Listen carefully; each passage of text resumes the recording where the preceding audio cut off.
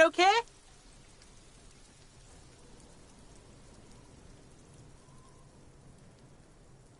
The fuck about it?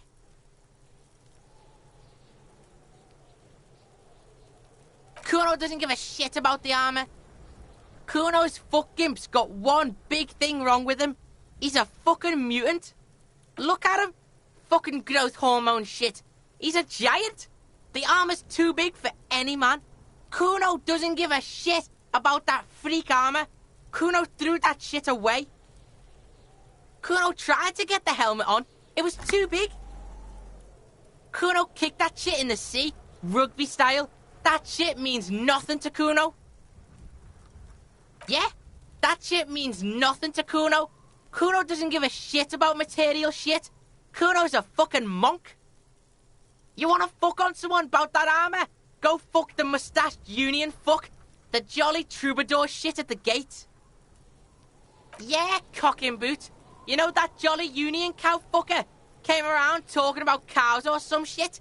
Came around pretending like he cares about cows? Yes, you met him at the gates. The one with the boots and the jolly smile. Yeah, he's the one you want to talk to. He's fucking crazy about that armor shit. Coming here pretending like he likes cows. Trying to catch a peep at Cuno's armor. Curious, my liege. Why did Cuno feed you this information?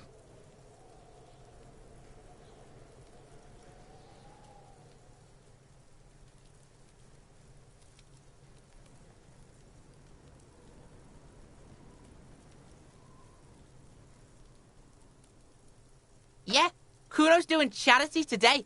Cuno Day. Cuno feels sorry for you two loser pigs. Cuno's doing pity now. Still, seems suspicious. He may have it in for that guy. Or you may be paranoid. That is also a possibility, sire. Fuck are you talking about? What is this contusion shit? He says you're stupid, Cuno. They want to make you stupid again.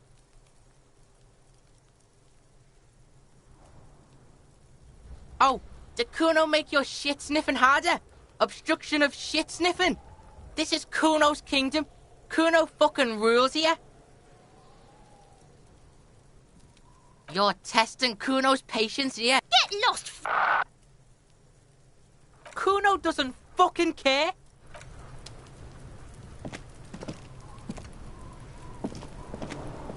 I'll die before I squeal, pig.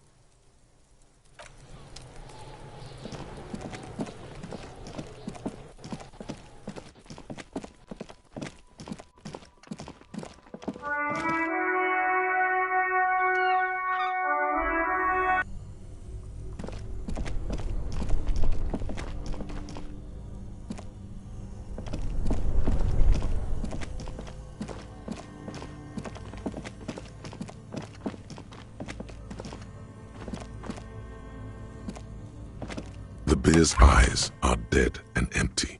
Ice inside the fridge slowly melting. The power has been cut off. It's certainly an eccentric choice, but it's more than big enough and cold enough. Honestly, it's perfect. All we have to do is plug the fridge back in.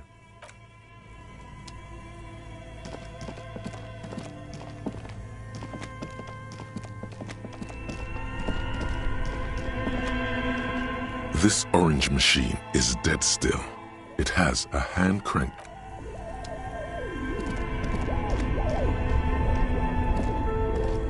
Both cables are unplugged from a giant electric mammal away. Great. The owners of this building will just have to keep paying for the...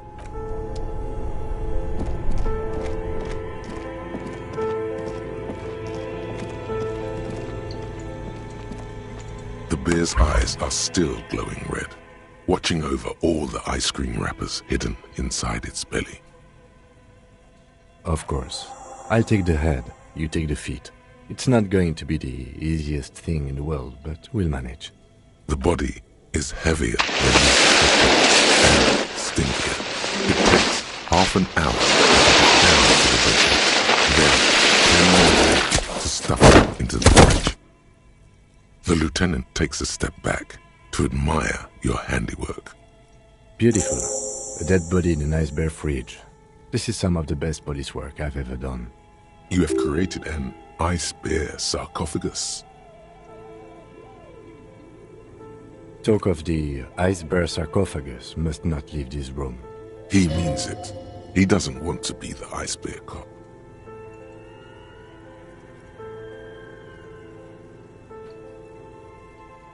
If I were an artist, this would certainly not be my vision. I would be much, much more conservative in my work. He's right. His work would be much more formal. At least we've stopped the body from decomposing further. Now you can conduct another inspection, under controlled circumstances. Inside the icy realm of the ice bear fridge, the corpse stands slumped, waiting.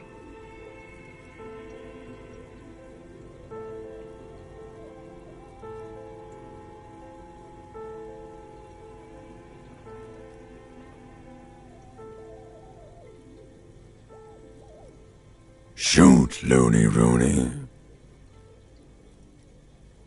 Oh yes, Kobo me Lobo. In the gift horse's mouth. Tracts and wakes and waterways. Ancient materials buried. Just a small gulp away. My beloved Kobo. A small gulp away. I like it a lot, brother. This really is your finest hour. You're a genius. A regular Coppelangelo. Come back later, Coppo. Amuse yourself with my frank manners and my memento mori features. If possible, also, see me in your dreams. I thought we decided to leave it to processing.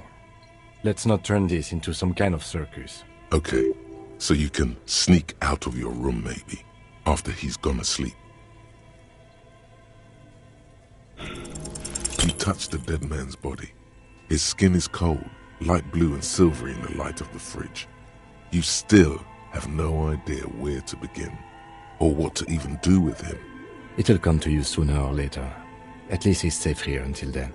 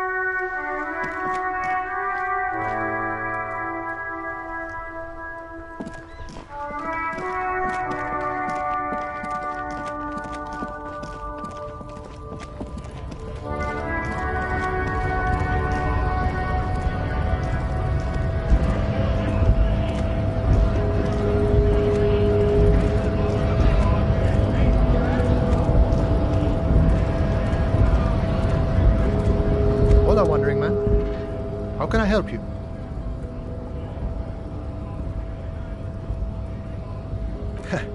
The little boy had it good on his promise. To get me into trouble. To sick the pigs on me. Pardon the choice of words. Not mine. What happened? I was asked to look into that armor situation. Official Union probe, you know. Track it down, see who took it. Did you? At first I thought, why not? Maybe the pieces can feed the strike. Buy us a few more days under the sun, you know? So I went to this boy. He said he'll make me his prison bitch. He's got eyes everywhere, and the cop's in his pocket, and he's the king of Jamrock. Serves me right for doing menial footwork. I dropped that probe right then and there, and it still got me into trouble. One bad move is all it takes.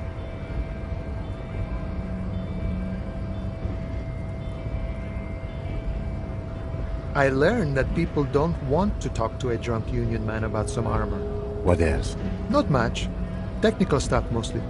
That was the interesting part. It's a minor nuisance. It's all good. I did some research into this armadura. Let's say I have friends at the library. I didn't get into the material science, just how it comes off. How does it come off? In parts. 4 in total. The helmet was the first to go. The kid says he tore it off and kicked it into the sea. I believe him. The boots were still on the guy last I saw. Too hard to remove. So, as I count, there are 2 parts missing. The gauntlets and the cuirass. This is where I left off. Too much hassle. More like a job for some militia.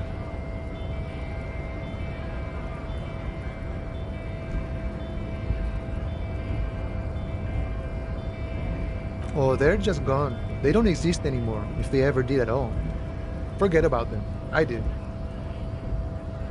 All of it? There are junior officers out there, eager to prove themselves.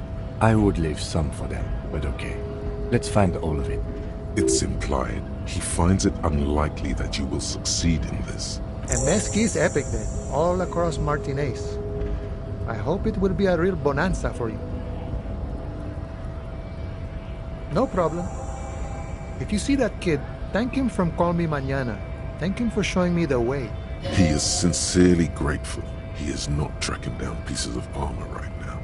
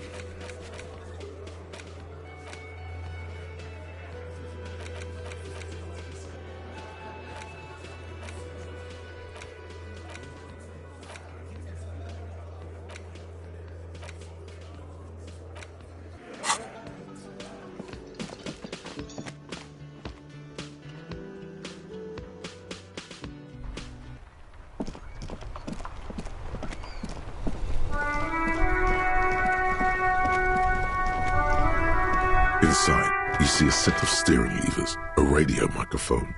This is Precinct 57. How may I assist you? Sure, officer. What's the number? And the make of the armor, if you know it. Got it. I'll contact the ICP database immediately. Call back tomorrow. Hopefully they'll have dug up something useful by then. The International Collaboration Police, ICP, is an inter-Isolari law enforcement service, the crown jewel in the moral intern diadem, alongside EPIS and the coalition government. No, and I doubt they'll get back to me before tomorrow morning. Anything else? 57's over and out. In the cabin, you see a set of steering levers.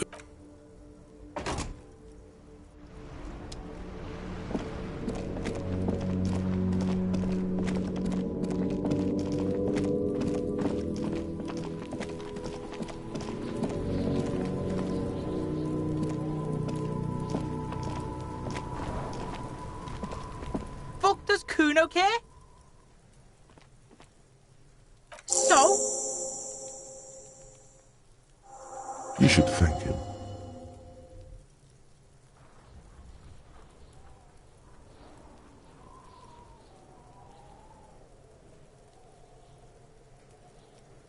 What? Don't be playing Cuno off as a snitch bitch. The oldest trick in the book, people. Are you snitching, Cuno? This is some ancient bullshit, people. Cuno would rather take 10 than snitch. Pig's full of shit. Get the fuck out of here. You found a real nice button to push. Turned the tables on him. Cuno doesn't fucking care.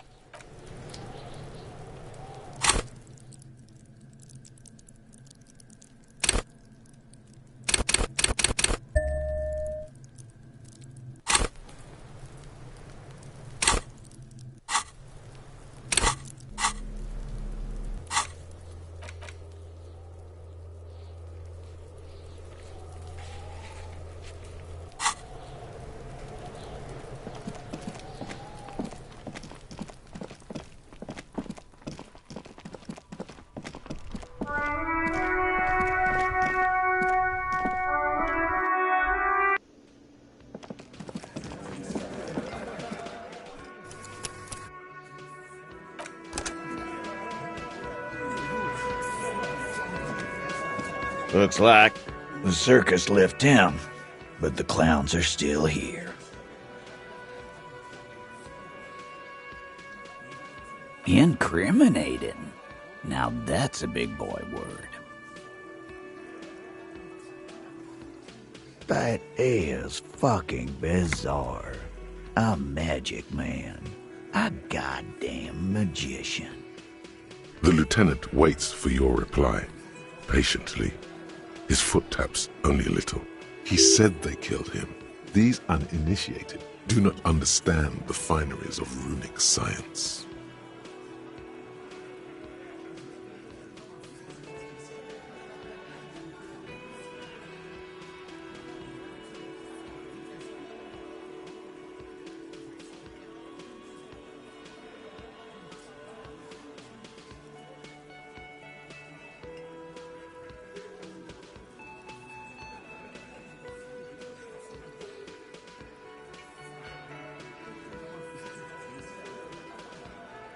I'm getting a bizarre message from Angus's stomach right now. It says... Wait. What is it saying, Angie? Says they ain't got shit, boss. We had something else. Besides the occult vision. We had to have something. His foot tapping has become less patient now. Container belt? Like we use in the harbor? Because we took it from the harbor where we work. Then we went out back and used it to hang him. We did this together, all of us, until he was dead. That's why there's a container belt around his neck.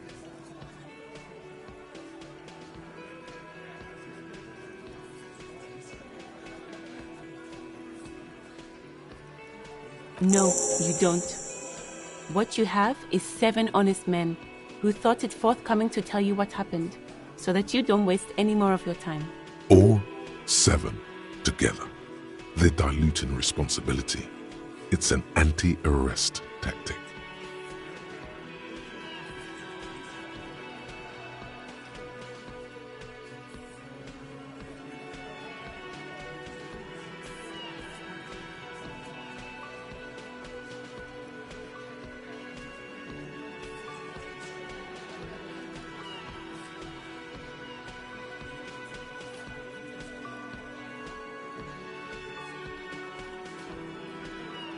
You don't have to answer any of his questions. I know, Lizzie. Relax. We killed him last Sunday night. Seemed like a good way to end the week.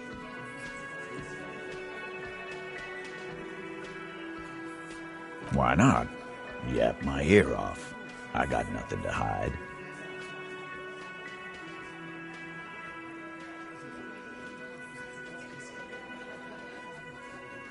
Why? 'Cause he was worthless mercenary scum. And he stepped out alive in my town.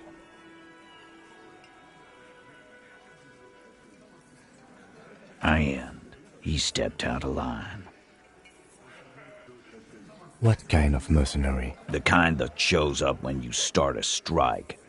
The experienced kind, too. Had Kohoi and Semenine written all over him. Ex-Oranese Special Forces. A live grenade. Right here in our bar. This one has a special gripe with him coming here. I can't prove it, but I know he was sent by the Wild Pines. They hire merc shit like that. Story of every strike from here to Samara.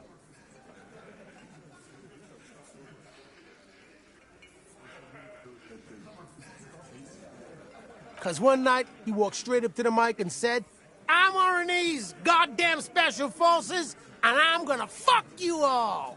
Really? Yeah, really. Had a gin and tonic up there, sang some RNA's paratrooper song, and said he's gonna fuck everyone. We couldn't believe it either, but he fucking did, right there. Like some kind of animal. Sire, the tale is true. This is a serious violation of the karaoke code.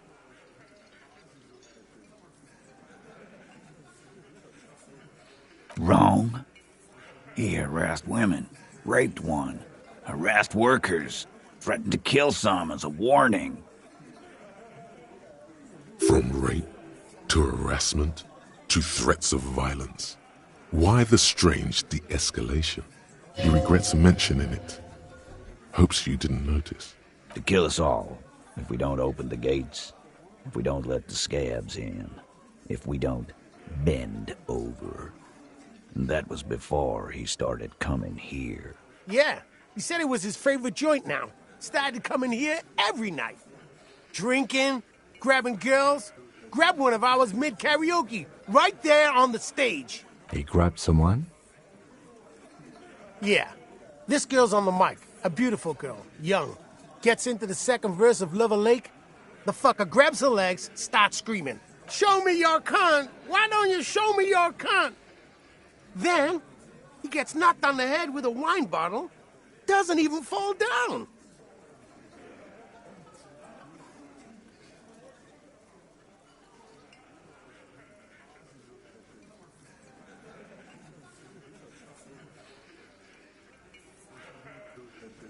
Aren't you fucking listening?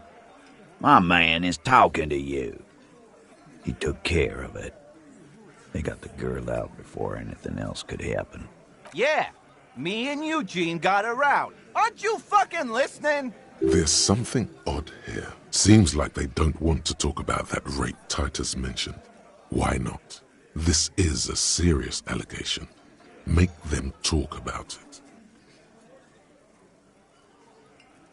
No, you're not getting the name. That's a Martinez matter, and I'm not discussing it with you clowns. There's nothing you can do for now.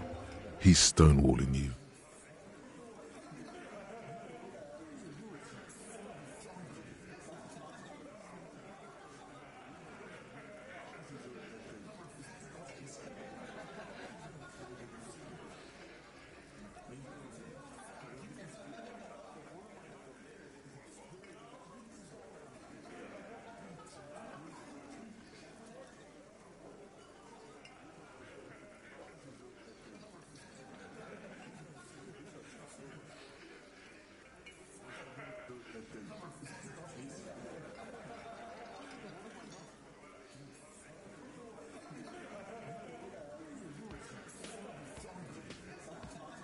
Are you deaf?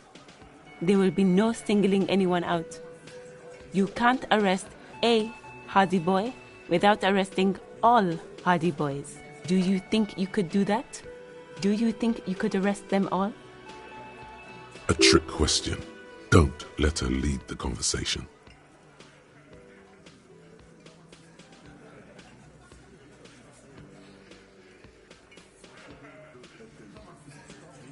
That's for the courts in Les Jardins to decide, not for the officer making an arrest, which we all know you won't be.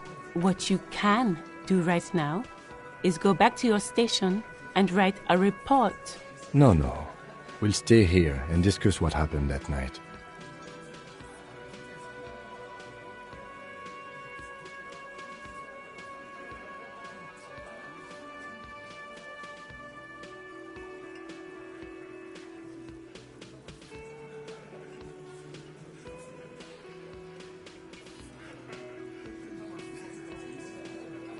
Nothing. Your investigation here is done. Leave Martinez, go back to your stations where you belong. I think we're going to stick around, thanks. Some things don't add up here, Titus. I've done this job for long enough to know that people don't just confess to first-degree murder. Even if it is a group responsibility, we're going to look into this. Good luck with that. You've heard everything a rent-a-cop is gonna hear from us. Real law officials. You're lucky you didn't get a beating. Rent-a-cop? So that's what this is about. He doesn't see you as his equals.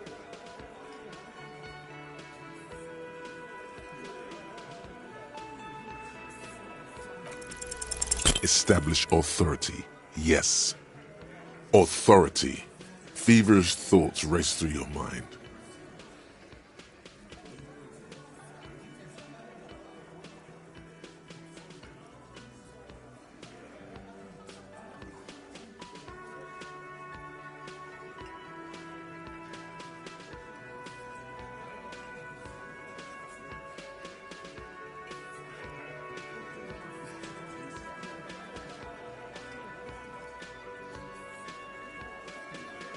Stop shitting your pants. You don't need to know, all right? We took care of it. The law handled it, all right? Yeah. Aren't you listening? It's done. Finito.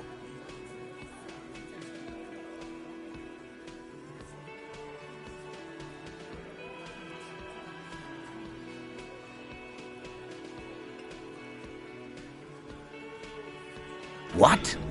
Now you're in some kind of personal crisis right in front of us? Take this esoteric shit out of my bar. I assure you, there is no crisis. We had questions, that's all. There is little left to salvage. Did I not tell you to pick the right option?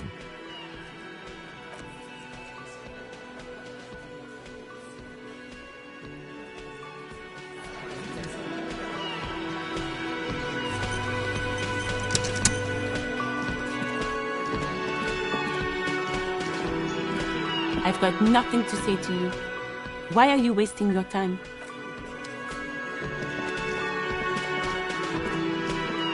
Oh, hello, dear.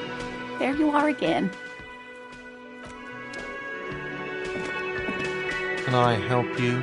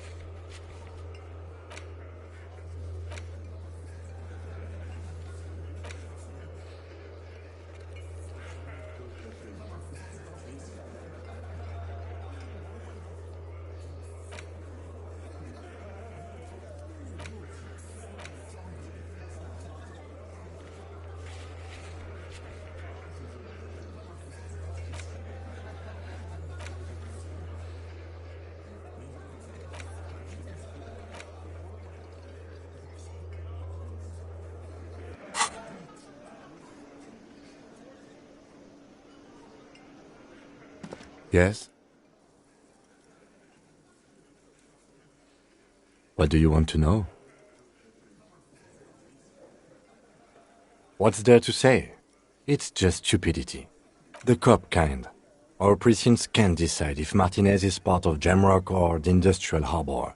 Yours or mine, as if we somehow own parts of the city. Typical street gang mentality. So we've let the Union make a mockery of law enforcement here. And now it's come to its natural conclusion. Well, sort of. It's less a matter of who gets to police Martinez than who has to. It's an orphan district, in other words. I think the dispatch desk just told both our stations about the hanging. There was quite the brouhaha at the 57th, I can tell you that. Time to settle it, they said. Cop off. But I assure you, I am not their finest or toughest, with 102 cases solved. What I am is least interested in a pissing competition.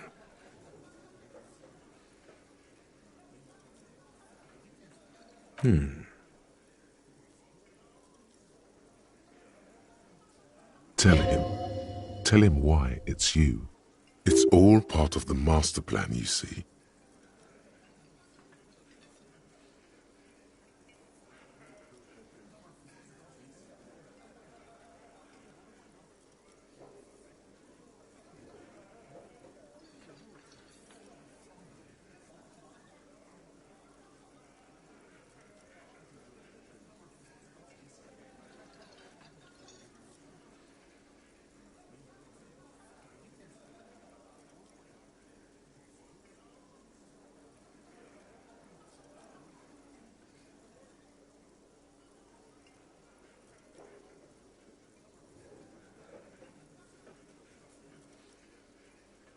He opens one hand and looks at it. A moment passes. Which school do you subscribe to? Mambo or Jambo?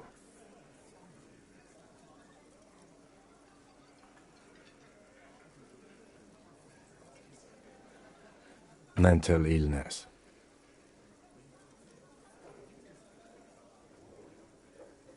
So, the 41st Precinct sent you because you are the most mentally ill out of all the officers at your station?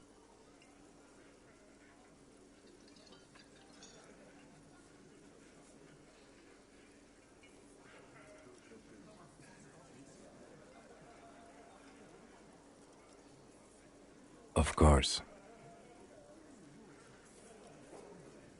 Martinez? Nothing. It's just a puddle at the end of some drain pipe. No one cares about this place. They care about sports. Most of our colleagues don't even know how to get here. North of the interchange doesn't exist. Yes, it's a wholly pointless matter. Forget I ever mentioned it. He's actually glad it's addressed now.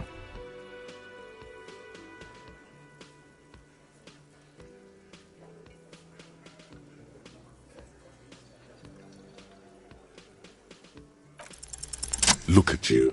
It's because you're a failure. They sent you to Slight, Precinct 57. Just think about it for a second. You're a raging alcoholic who showed up 3 days late and argues with his necktie. You weren't sent here to win. I've considered it.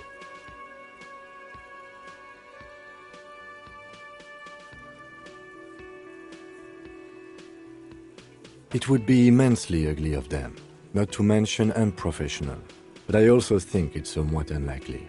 I checked the records. This jurisdiction dispute, who polices Martinez, reaches back to the 30s. It's as old as my station. And all this time we can't decide who gets Martinez? I think, yes, both stations would prefer a win.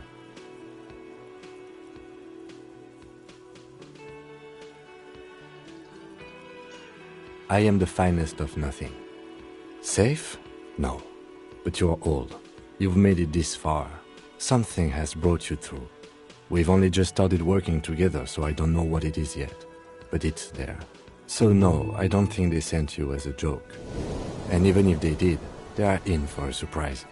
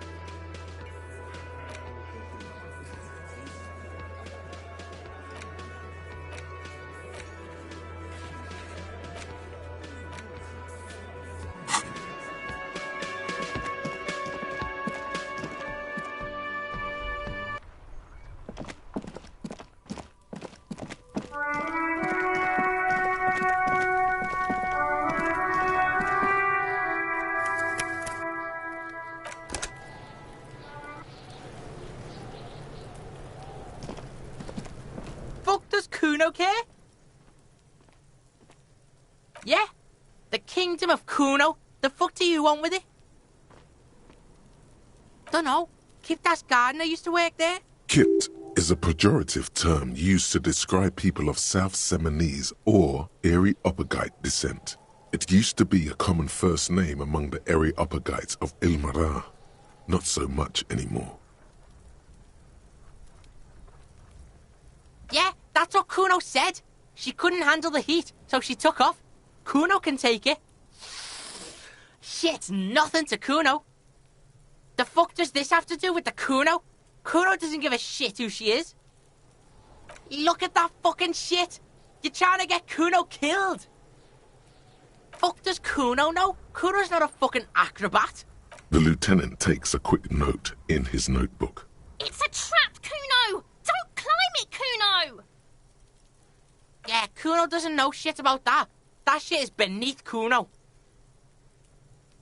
Listen, listen. Cuno doesn't care about this small-time shit. Just listen. Cuno saw what you did there, dumpster diving. Sad shit. Cuno could hook you up with some sweet rags. Shit like Cuno's wearing. Your size, good price. 500 real.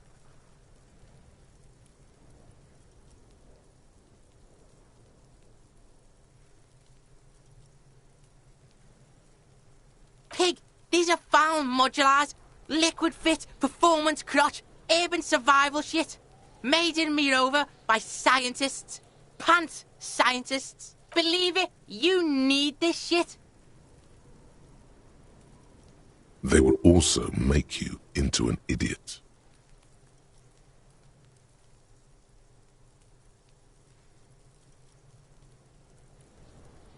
Alright, Pico. Shit's rolling.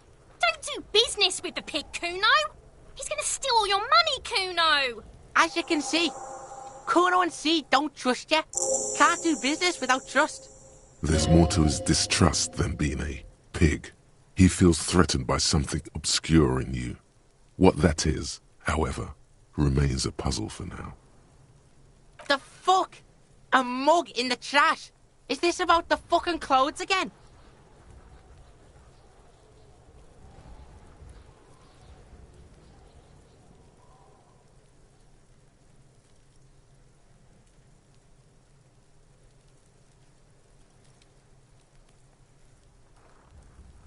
Yeah, Cuno sees where this is going. Cuno's got that fast brain. You saying you pigs are after the mug fucker, 'cause he's the clothes fucker? I can't hear you, Cuno. Speak louder, Cuno. Shit, that's tense. Someone's going to the beat-down basement, huh? Mug guy gonna get tied to the radiator. Cuno doesn't know who put that shit in there. And if he did, he wouldn't squeal. But if you find out, maybe you can... Tell the Cuno who it was. He's curious. He likes putting 2 and 2 together here. Stop turning into a pig, Cuno. They're trying to get you hooked on the snitching. Get away from my Cuno. Yeah, get your bacon shit away. Cuno doesn't like to be seen with the popo. Get your shit done and out of Cuno's face. Yeah, whatever. Cuno doesn't give a shit.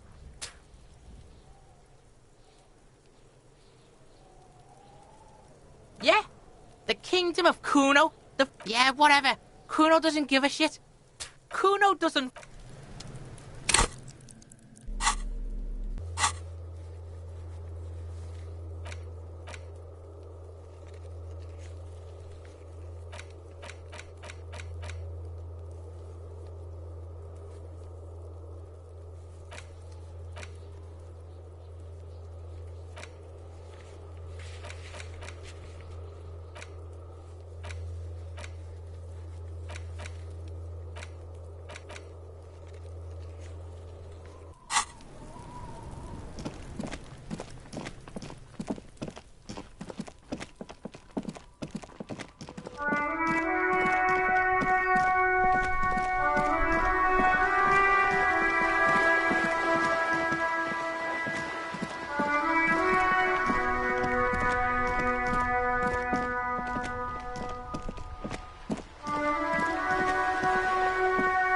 The purity of snow always reminds me of the purity of a man's soul. If he's unfortunately in Martinez, Top is a... He doesn't know about the crime. If I knew... This is a man with a lot of past, but little present. Officer, the mere sight of police in Mart... Sure, officer. No.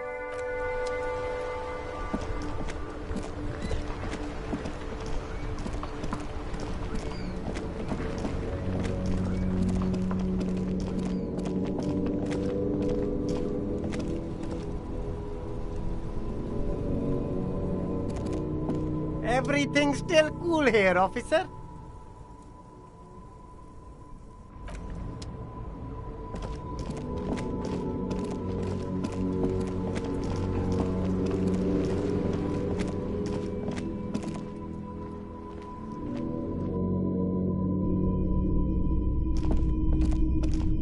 Hello again.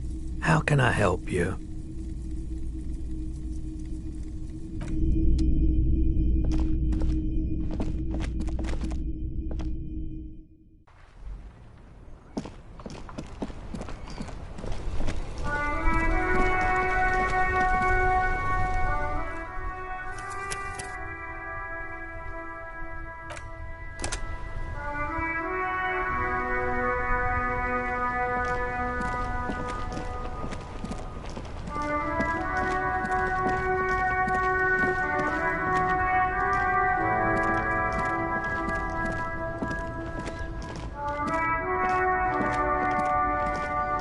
There are clothes inside. Cheap second-hand clothes, smelling of strangers' body odors. Don't be shy. These are premium class clothes. Good quality fabrics, best retro design. Save the economy with your style, officer. Save the economy? That sounds off. Haven't you heard, officer? We've got to be economically conscious. Recycle your cash, keep it in circulation. Don't buy new things. Buy eco. Look around, officer. You see all these premium goods just sitting there, not getting bought? We've got to keep the flow of goods moving. Is this really the economy we want to leave to our children?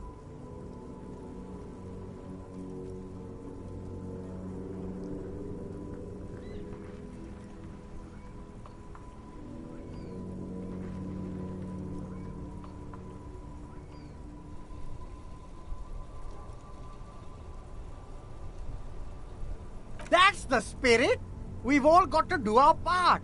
Your part is to open the box and buy some clothes. You find your hands deep in tattered and faded garments made from weird polyester blends that make your body itch and sweat in all the wrong places. Economical, but also trendy. Look first-hand, buy second-hand. Keep the economy moving.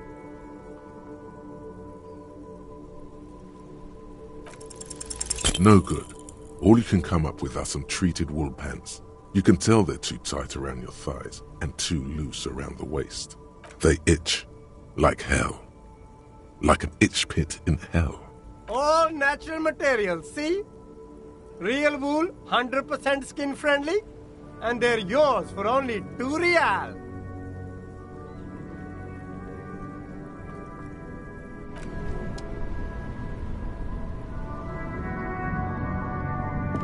You see 2 lowly, defeated speakers, thralls, slaves basically, perched atop them like conquerors surveying the land. A pair of found, durable wear sneakers, ultra serious. I can see you've a taste for luxury, officer. Can't keep your eyes off those sneakers? A pair of found ultras. The design is impossibly sleek and simple. A futuristic silhouette with a sleek monochrome colorway. A jet black upper and a silver-lined midsole. Those sneakers, mister. Those sneakers are the latest found sneakers. Super air, super fine, super cool. Only 50 real. Only? That's madness. Found ultra. Wear the future. You remember the slogan from some magazine. These once respectable speakers have been conquered, reduced to a mere prop by the indomitable found ultras atop them. No, don't look at the speakers, officer. Look at the sneakers. The sneakers are the stars here. No, don't pity them, officer. These are old Samaran garbage. Don't even look at them. Check out these super cool, fun ultras instead. Samaran trash. That sounds like they're from the Samaran People's Republic, produced under the dictatorship of the proletariat. No way, officer! These aren't for sale. They're bad speakers. Low-fi socialist junk.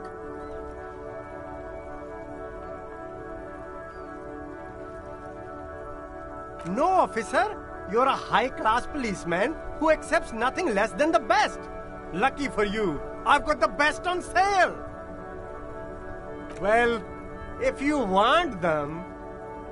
But see, they are the pedestal for my sneakers. If I let go of the speakers, where will the sneakers go? I can't leave premium lifestyle sneakers on the ground. If, on the other hand, you wanted to buy the sneakers too, I could maybe throw in the speakers for a little extra. 50 cents? Damn, so you have to buy the sneakers first.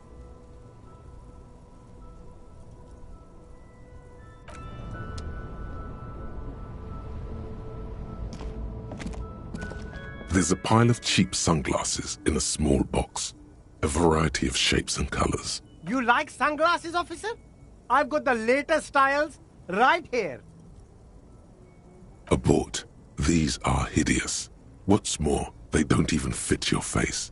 You can feel them pinching your nose and chafing against your brow. Damn, officer!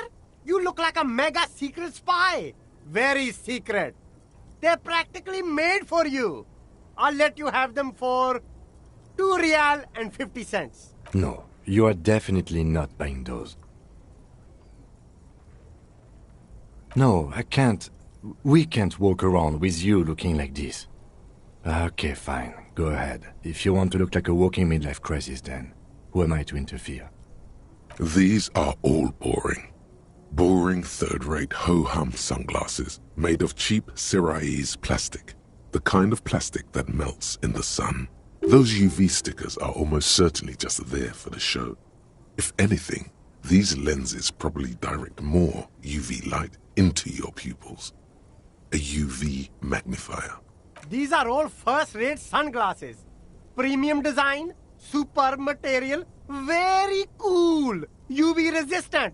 These will definitely keep your eyes safe and cool while doing your dangerous police work.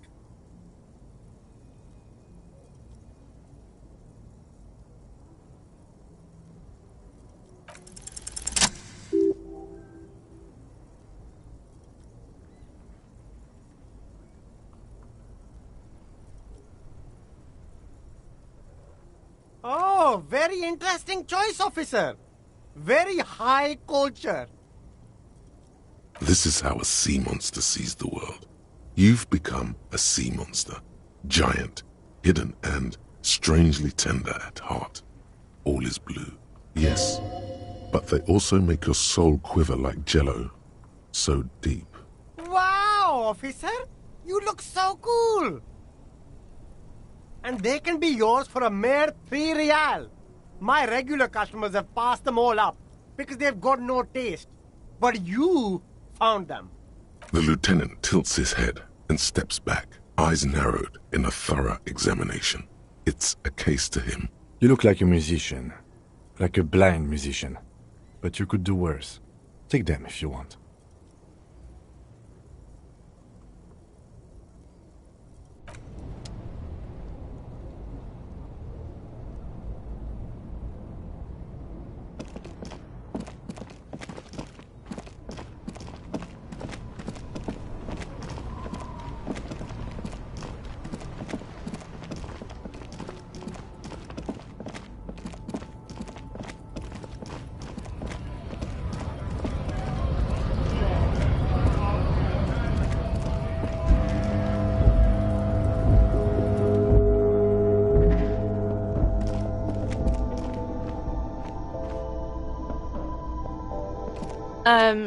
Is this about the questions again?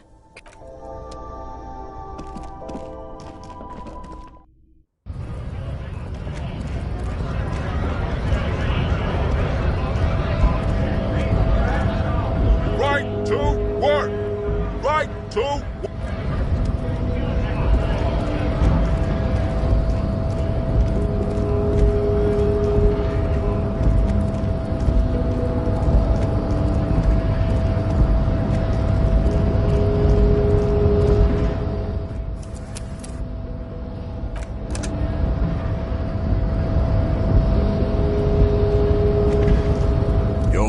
Descent has only worsened since I last saw you.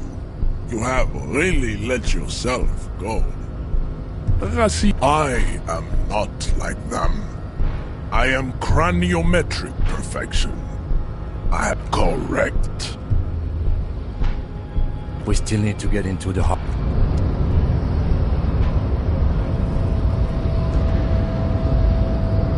Your race descent has only worsened since I last saw you. You have really let yourself go. It has happened again. Another fit of criminal rage. Who are you, in your own words? You feel something in your chest, an unnatural pressure. It's spreading to your left arm. Your jaw. Don't think this is a sign of anything other than your cop suffered.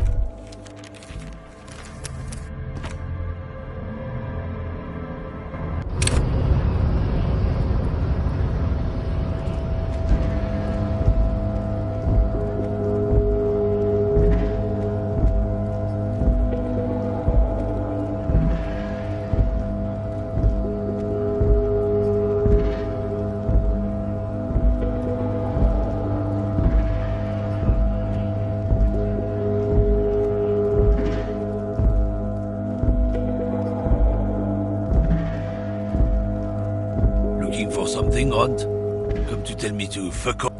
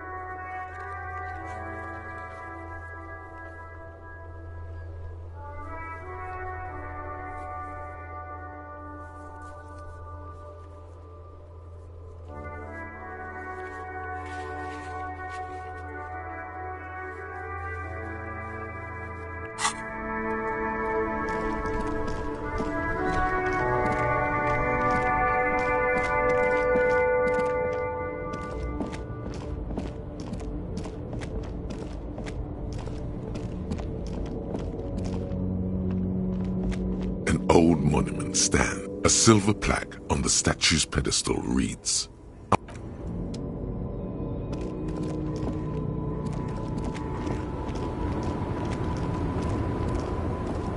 The woman still has her eyes fixed on the photograph. In no response. Wherever this woman is, nothing.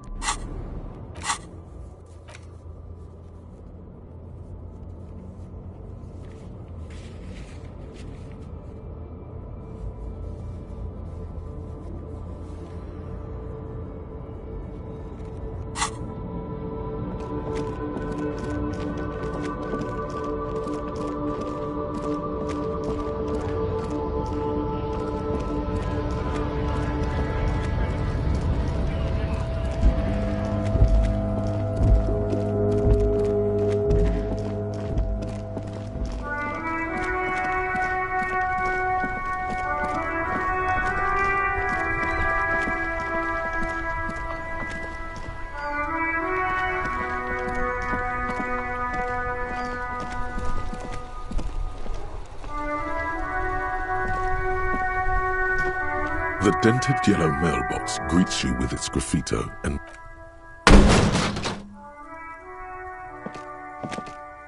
there is a hollow, saddened ring as you kick the Levantourier mail collection box. It sounds betrayed, in disbelief even. You feel something in your chest, an unnatural pressure. It's spreading to your left arm. All cops up.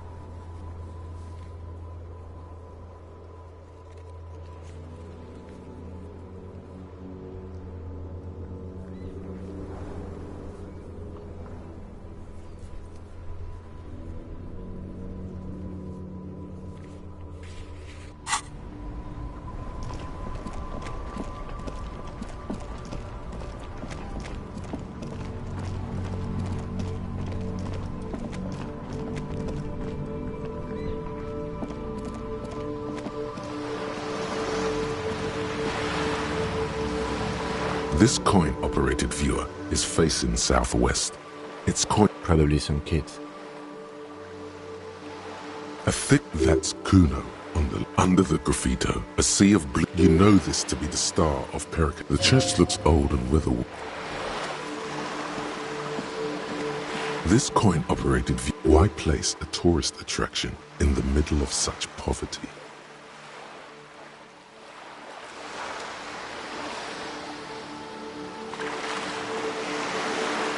This coin-operated viewer, your money disappears into the coins. The curtains on the display open. You lean in to catch the view. It's blurry, different blues and greens. In the middle of the shimmer stands a drab grey shape, like a ghost. The lenses shift. The ghost sharpens into an islet in the bay. In the ruins, a man-made structure is visible, a half-sunken sea fort. Its concrete almost reconquered by nature. It looks as if it was abandoned quite some time ago. Nothing but a rotten tooth remains of the anti-aircraft tower. A lonely birch tree grows out of it, its leaves ripped from it by the winter wind. The little brave birch tree seems to wave back in the wind. Really? I don't have the eyesight to make it out.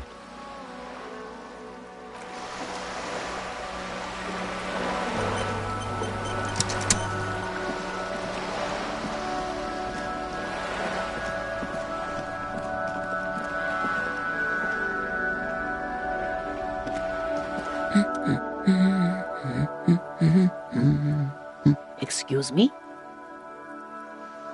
I don't know. The most talkative one? The what now? You truly are one strange cop, aren't you?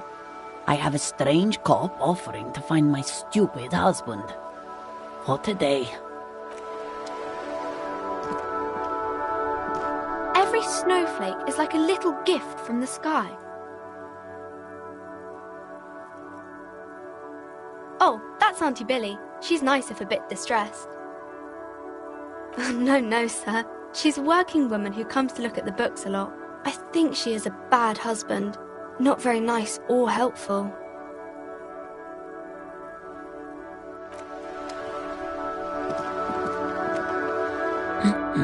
Right. What about him? She gives you a short nod.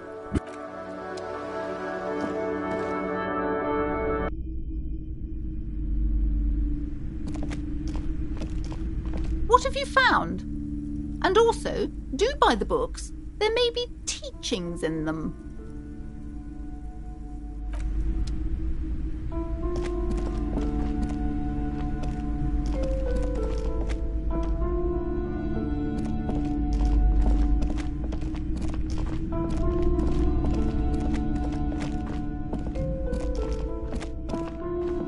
Several maps have been attached. The maps look old and faded. Your eye catches a map of Insulinda, a map of Revachol, and a map of Martinez. I'm sorry, they're quite valuable, though they might not look it. The map, yes. Are you interested or not? The north coast to the east, Hudon. It's so... No. This ozone disintegrated. In the northeast, a dust mite stands. You can. Lost 800 of the ocean break connections. You have little. Perhaps they are gods.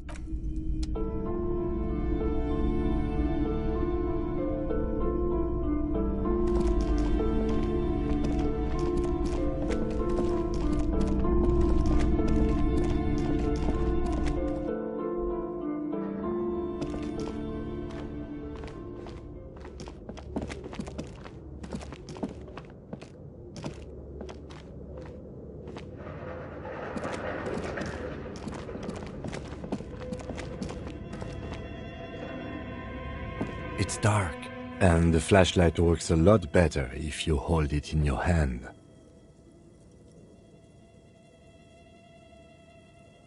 Yes, you might even call it a feature of the universe that you need to hold tools to use them.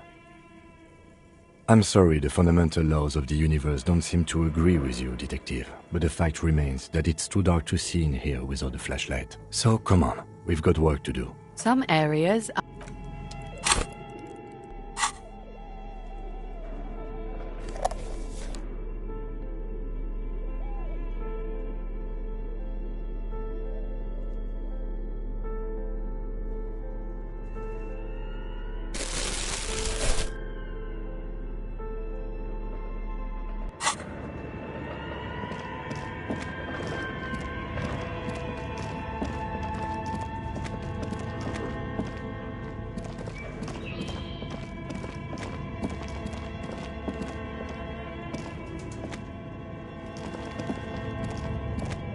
this old fireplace, a diagram for summoning. The whole thing resembles Kadran mosaic tiles.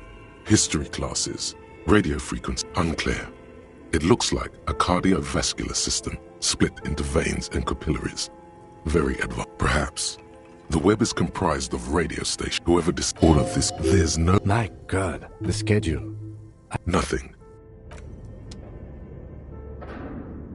Okay. What do you think is going on with that computer, chalkboard, and fireplace? No, it looks like... Utter madness, he thinks. As a compliment. True code, then there's the game master for it. Not. But I don't think anyone. Indeed. Super cool. No idea. They stopped. Indeed. It's ambitious and untethered from reality, but...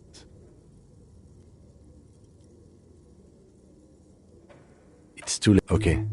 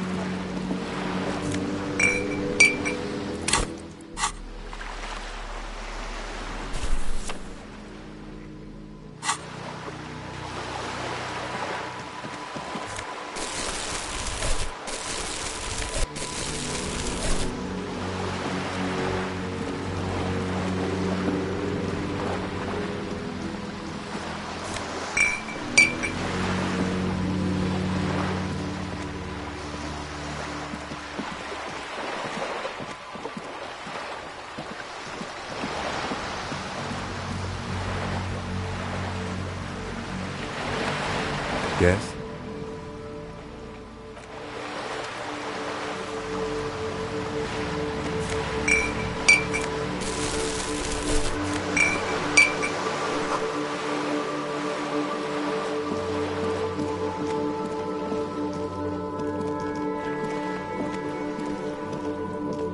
This is a wall on the side of an apartment building.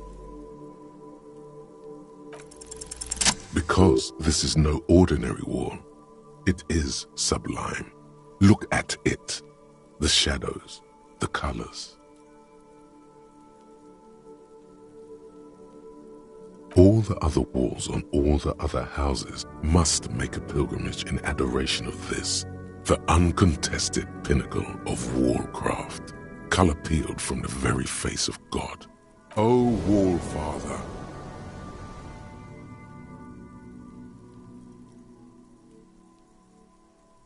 Huh? He sounds tired of it all.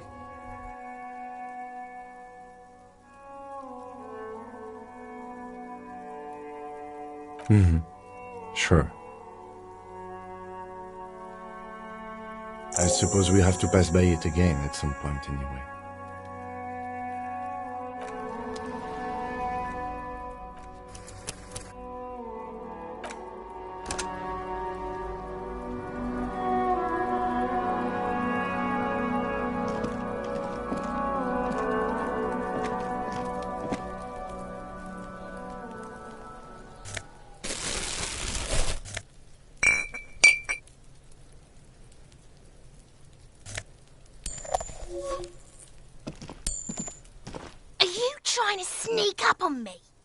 come to slit my throat in my sleep. Logic error. She is not sleeping right now. Pig's come to take me out, trying to snuff me out.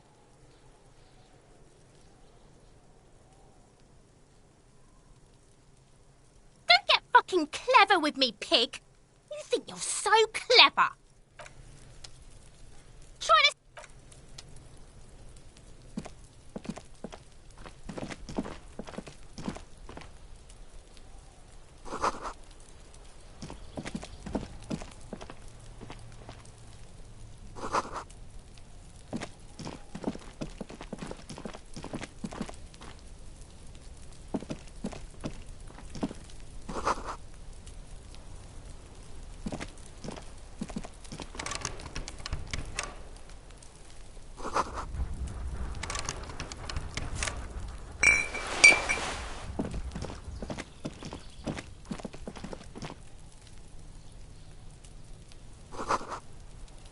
Been a week and now they show up? You see a young man on a balcony nursing a cigarette.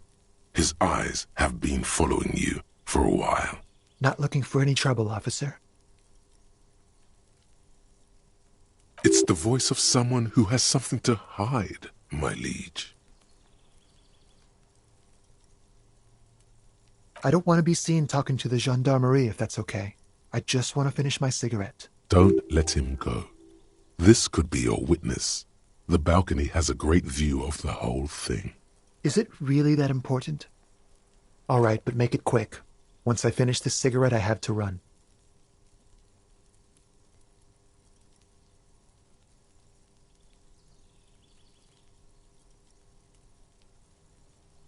My name? My name is Martin Martinez. That's definitely not his real name.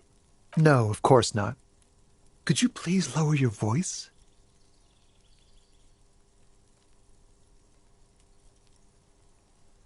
Help you? No, sorry, gendarme. I have to run. I can tell that you finally got him down. Thank you. It was quite a disturbing sight, even by Martinez standards. What were you doing last Sunday? Oh. You already asked me that, didn't you? Wait. Is someone else investigating the lynching? No, not you two. Some more muscular type. And when did you speak to this more muscular gentleman? Last week? I don't know. Look. A downy blanket of white to cover up the miserable poverty of the scene. You didn't answer the question. What were you doing last Sunday? I had a friend over. It was my Sunday friend. He doesn't reply, gesturing no with his cigarette. Under the grey sky, snow continues to pile on the neighboring windowsills. No. We won't. Now, if you'll excuse me, I really need to get going.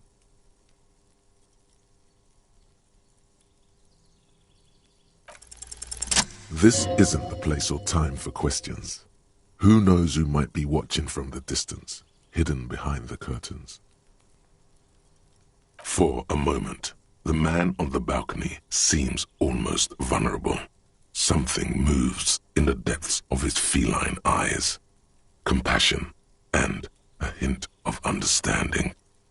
There's snow gathering on his hair and on his shoulders, a speckle of white against the purple that hangs loose on his slender frame. I am sorry, but I really don't have the information you're looking for. But, hold on, what's that? For a split second, his hand lingers, as though gesturing towards a stone placed right next to the front door. It's a sign. Good luck with the investigation.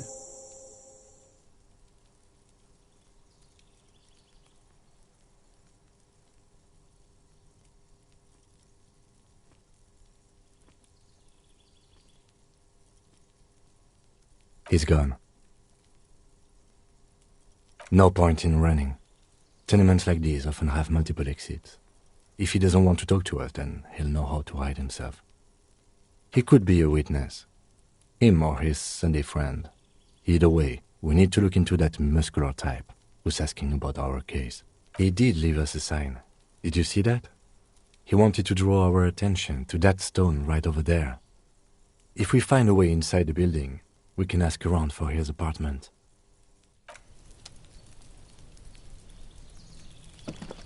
A stone, like any other, lying in a whirl of sleet and mud. Maybe there's something under it. There's a key beneath it, rusty from the dirt. This must be for the front door. Pity doesn't have the apartment number on it. This building has many apartments and the man can be in any of them. We'll just have to go in and see.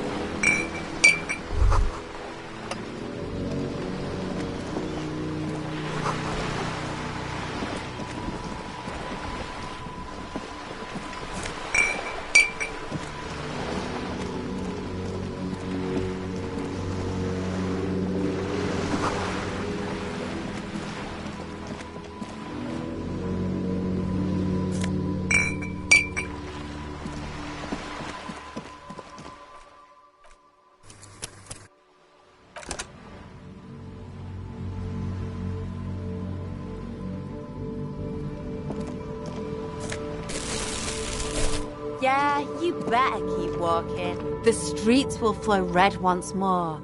A great torrent rushing down Rue de Esperance. You wait and see. The streets will not flow red with anything. Who are you? I'm Cindy the fucking Skull. What else do you want to know? Date of birth, blood type, the last time I was tested for Hep C.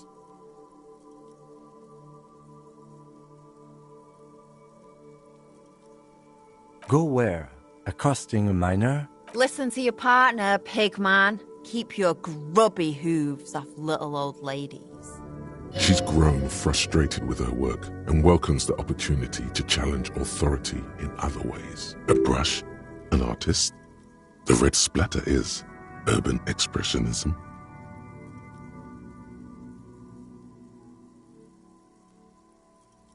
What for?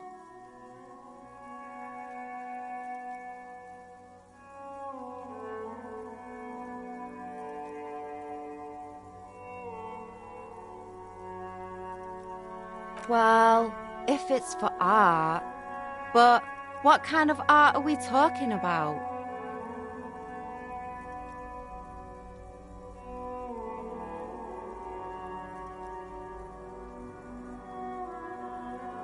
Sounds like you're just about to live out your self-pity, not make a statement. I can't have shit art on my conscience. Yeah, not gonna hold my breath, piggy. You look like you'd suck. Everything really.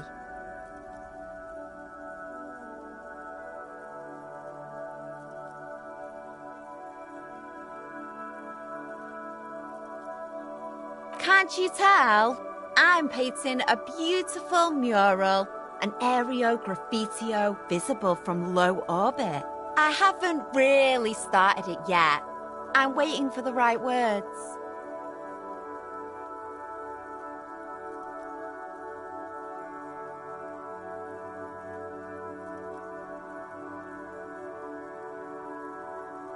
Have you ever tried your hand at graffitio? When faced with a blank wall, most people write unimaginative stuff, like pigs go home and Mono is here. We rarely see pigs round here, though. Just union cats.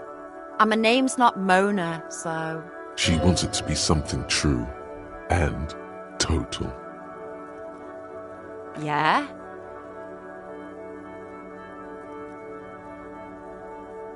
Thanks.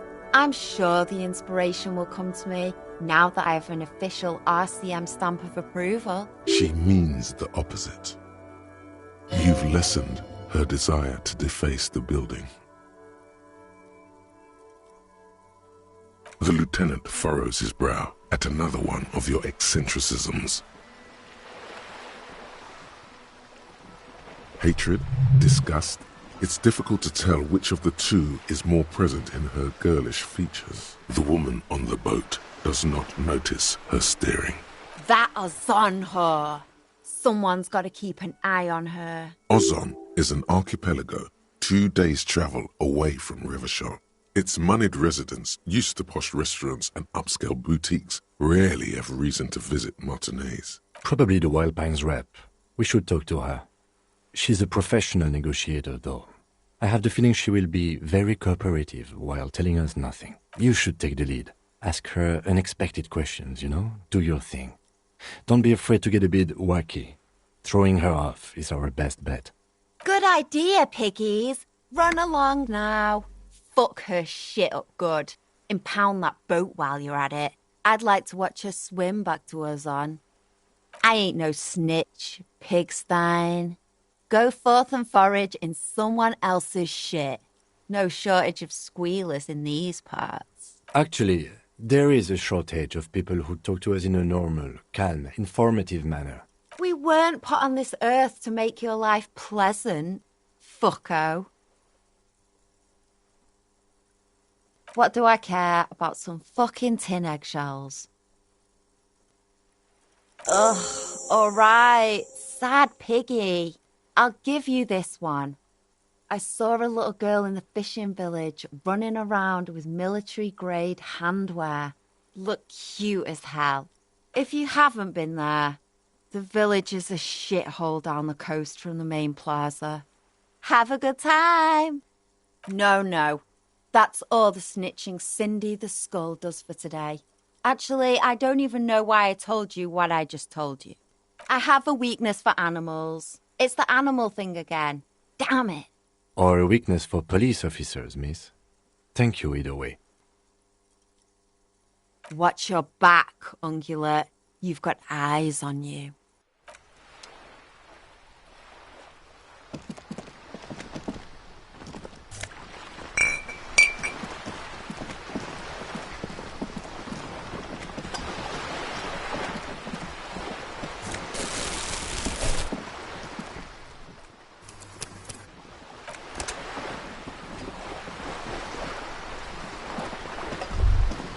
A striking woman leans against the cabin top of her sailing boat, smiling as you approach. Her green raincoat glistens with droplets. A silk scarf is tied around her throat. Good afternoon, officers. I'm Joyce Messier. I represent the board of Wild Pines, the owners of the harbour. You gentlemen must be from the RCM.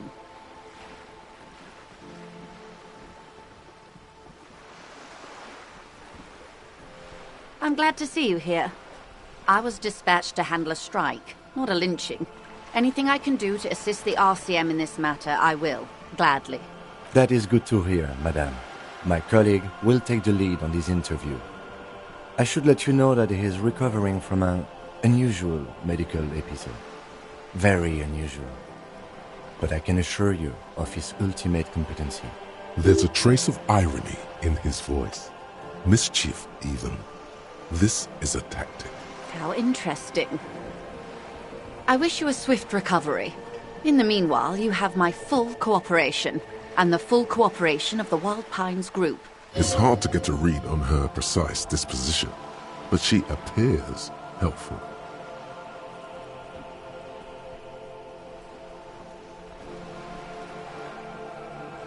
That's the man who was killed. I'm afraid this is a discussion for once we've cleared the lynching question.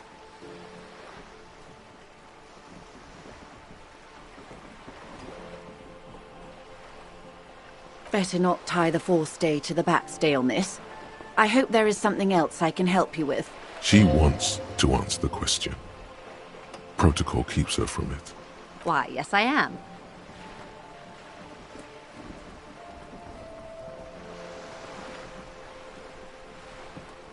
Of course there are. We're on an archipelago. How else are you supposed to get around? There is a pinch of defensiveness in her voice, but it is playful. Yes, we are. We are on Le Caillou. We are. And the city of Revachol is on the island of Le Caillou. I haven't seen anyone else drive a souped-up Capri Kineema motor carriage either. Actually, that motor carriage has been specially issued to serve as a patrol and pursuit vehicle. It's for crossing long distances in the greater Revachol industrial harbor. It's not a toy. Neither is this. A toy, I mean. It's a machine for crossing long distances in the Bay of Revachol, between the city and the islands. You need to make this lady admit she's only riding around on this boat because she's rich. Before you do, it will be pertinent to ask other questions. Gather more info on this boat of hers. The boat? No. It is called Allocating 19 because that's the type of sloop it is. The word "it" feels strange. Such a beautiful boat deserves a proper name. Okay. How about Allocating 19?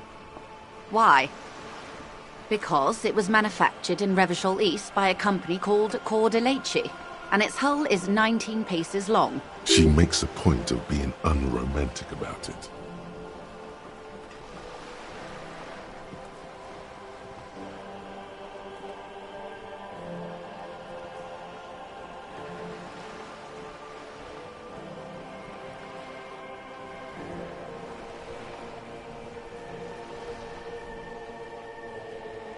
What? I think I'll stick with the factory name, but thank you. It's a pleasure craft, a 19-pacer. It also happens to be rated for Category 1 racing. Though these days I mainly use it for business. My sloop, I like it a lot. It's the eel's hips, baby. I'm enjoying this part of the interview. It has so little to do with the murder we're investigating. I really do, the lieutenant thinks. Is she thrown off yet? He's looking at the woman, assessing her. Officer, I assure you I'm a highly qualified pleasure craft operator. Her nonchalance might be related to something called the Wayfarer Act, a law that says she doesn't need a license. Sly fox, you're not aggressive enough to harass her further on this. Oh my, the E word. You mean to say that it's a symbol of conspicuous consumption? That I'm a member of the ruling class?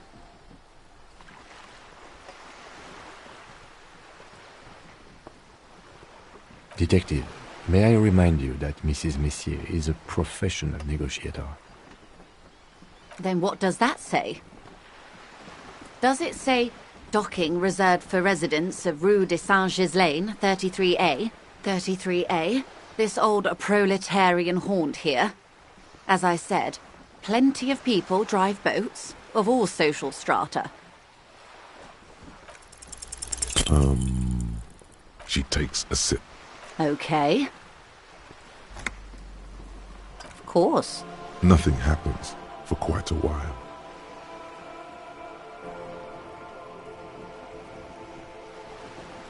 As they do. The thoughts happen inside his brain. It doesn't. My, It's as if there's a tiny spinner on the side of his head and he's reeling thoughts out. Except he isn't. The lieutenant is satisfied with where this is going. Of course.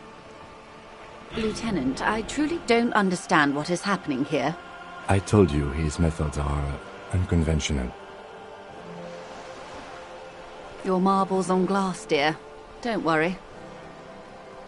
It was quite a while ago, but I think, yes, we were discussing my fast, large, ineluctably middle-class boat. Good.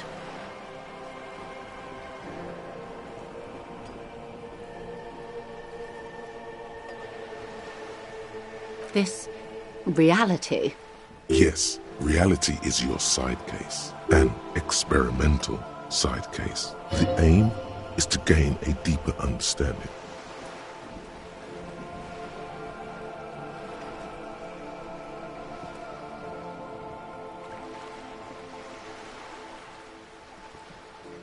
How truly curious.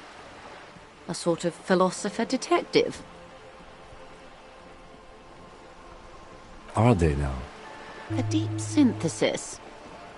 I'll assist you however I can then. Go ahead. Ask. All right, we're in. I know these all look good, but begin with the first, okay?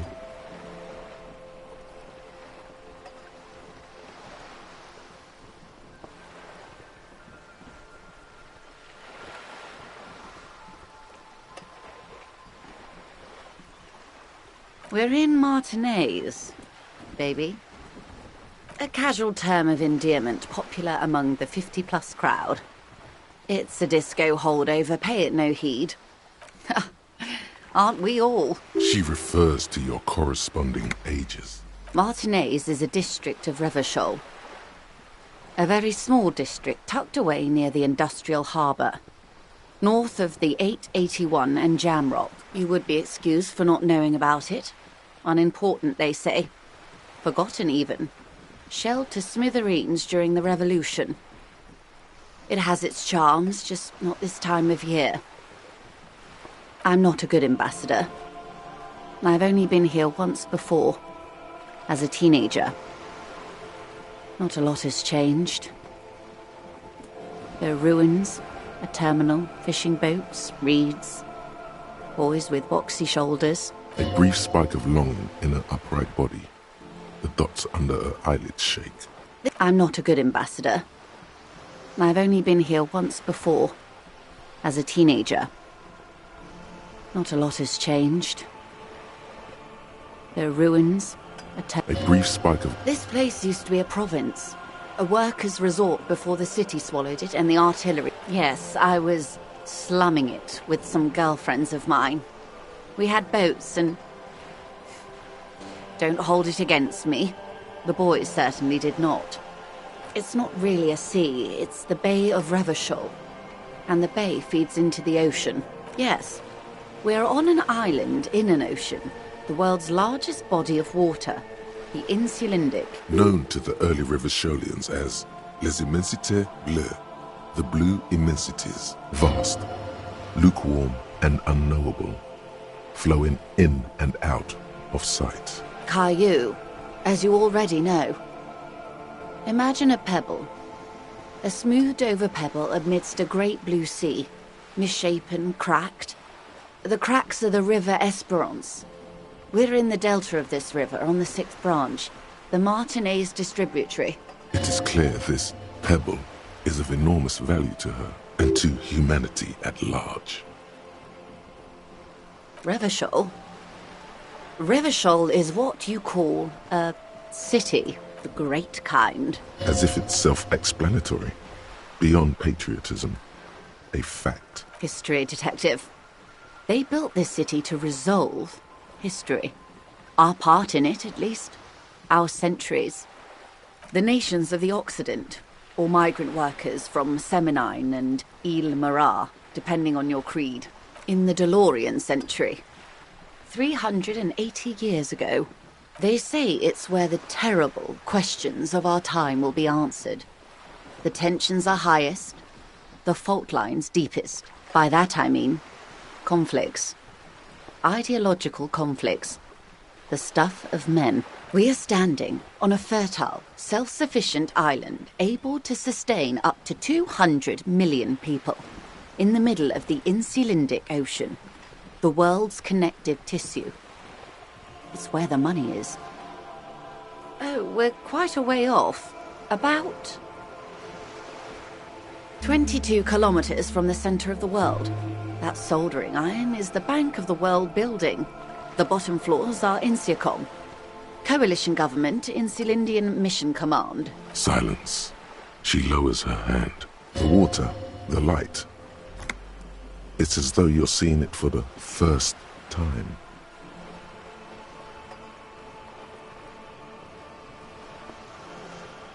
We are where we are. I have no truer answer to give, unfortunately. This is one thought you need to complete. Where are you? Was there something else you wanted to know? I remember something about a lowdown. This has been informative. Thank you, ma'am. I'm sure my memory-impaired partner has many more questions to ask, about even more fundamental aspects of reality. Might I suggest not asking them all right now? Madame Messier will be here later too, and tomorrow. Isn't that true, ma'am? Absolutely. My commitment here is long-term. That is understandable, but perhaps it's better not to eat all your candy at once. Indeed. I'm always at your service. These are unimportant times, Detective. You and I were born after the dust had settled. 1,000th of a second too late. For the big time. The revolution. It's quite easy. Every 100 years or so, our species gets together to decide what's next, who gets shot in the head, and who gets the mineral rights. It's a real kerfuffle.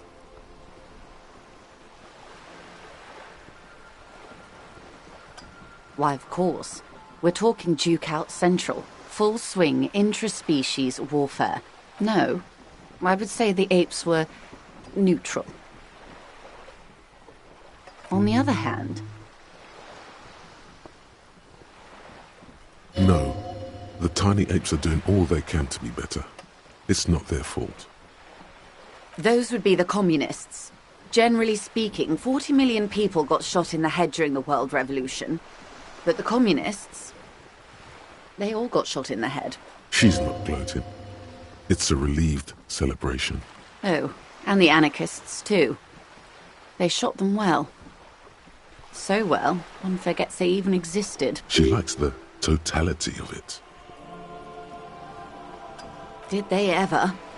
Before they got shot themselves, they shot 2 million people. This does not represent the official RCM opinion. Don't worry. Klas Mazov shot 15 million people in the head. But that was all the way over in Grad. Oh, lots of people. Even the king got shot in the head, or thrown beneath a horse, or drowned. Accounts differ. It was unceremonious. Just as well, he wasn't actually the king. Just the king's nephew. The real king abdicated and lived out a long and productive life as a venture capitalist in Grad. I prefer the term risk-averse. King Guillaume was nobody's fool. He could smell a PR disaster brewing, so he got out alive, and his nephew Fricelle got shot in his place. Him and tens of thousands of his wonderfully fascist kingsmen. It was a wild time. The liberals got the mineral rights. And by mineral rights, I mean everything. Liberals are usually middle-class people, Detective. Or the remaining gentry, the beneficiaries of the pre-revolutionary arrangement. Some were rich enough to stay with the constitution, with monarchy. Big mistake. Others bet on the revolution. They were called the ultras, or ultra-liberals. They fared well. They didn't win so much as survive. We were the last ones standing when the war ended. Everyone else got shot in the head, remember? We. She's one of them. Of course. To foreign intervention. The coalition. Those people really took the mineral rights. The Liberals took everything that wasn't nailed to the ground. The Coalition took the ground. The ocean, the laws, and the people. The Coalition of Nations. Grad, Mesk, Vesper, Messina, Oranje, and Sur-le-Clay. The armed center of the world. They landed here and ended the revolution. It was the moralist thing to do. There is bitterness in her voice, tempered with understanding. She is critical, but ultimately understands the cause. The moralists believe in keeping everything exactly the way it is. They believe in mineral rights, and not shooting people in the head. At least not in the same manner and volume as the others do. They are the long-standing provisional rulers of Revachol now, the coalition government. This is their zone of control. They embolden the RCM with crumbs of the same law they took. Technically speaking, you are a moralist. The color of moralism is blue. The official motto of Moral Intern, or Moralist International, is a blue forget-me-not, a piece of grey sky. Unofficial. For a moment, there was hope.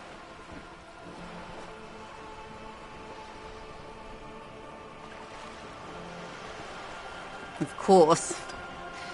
Not easy to be moderate about head shooting in your line of work. The turn of the century revolution?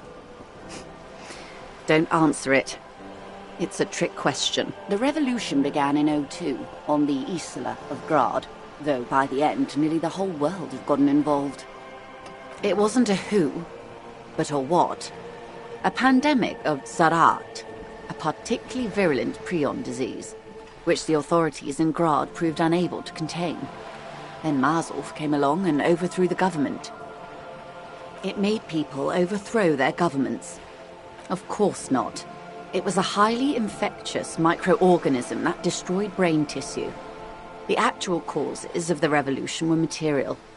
The pandemic only provided the spark. From Revachol and Grad? Not far. The world managed to cauterize itself. Mazov's government was overthrown in 08, and the coalition crushed the Revachol commune 2 years later. It was the end. Why? You and I, officer. Our lives in the zone of control. Something tells you her life and yours are not that similar. Maybe it's because she has a boat and you have that necktie? A pair of pants? No doubt. But we share the same time and position on the planet's crust. That counts for more than you think. A city-state divided into free market zones under the everlasting interregnum of the Coalition of Nations. And you, of course, the citizens' militia. The clatter of typewriter keys fills the main hall of the reappropriated silk mill. Precinct 41. Chad Tilbrook presses enter.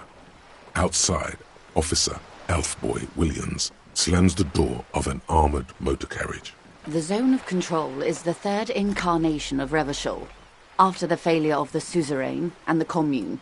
Modernity. They developed the marvels of the inter-estuary communication, telematic milieus, radiation, colored plastics. Meanwhile, in Revachol West, the aftermath continues for the 5th decade. 51 minus 8 equals 43. Time flies. The 20s saw a decade of urban war, west of the river leveled, offshore platforms in flames.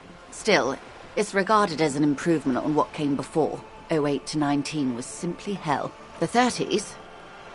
Things settled down in the 30s. Revachol East transformed itself into the world's largest tax haven, with the international community's blessing. For the first time in a long time, it seemed like things were going somewhere. Then you happened. Your youth in the 30s. All that untaxed income must have fueled the new. That can only mean one thing. Yes, and quantitative easing. It was a market mirage, unfortunately. The 40s dispelled it. An Isla-wide hangover, you might say. So, here we are. Welcome to reality, baby. From the looks of it, the 50s haven't been much better for the zone of control. You can see it in her eyes. Days slipping away. I've no right to be dissatisfied. This shirt is Barbara Muscova, this raincoat is impervious to rain and is guaranteed for 100 years. My daughters will wear it. No, it's just... We could have had so much more. Every one of us. If only we'd played it right. Good question. What would you have done differently?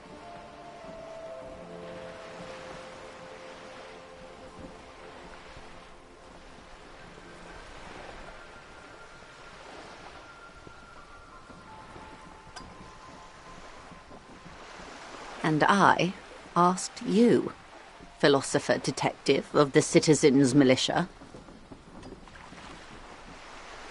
And you would have died, most likely. Not far from here. Maybe even right here, during the beachhead, defending the coast the day the Coalition took the city.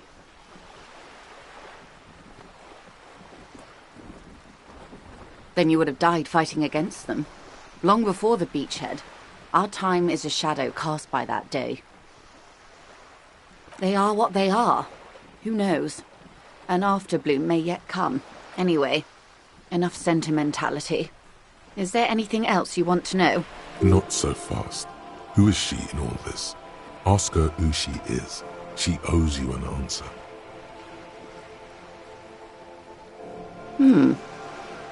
She won't maneuver her way out of this one. I am the vilest of the vile. A traitor. A devourer of nations and infants. I am an ultra.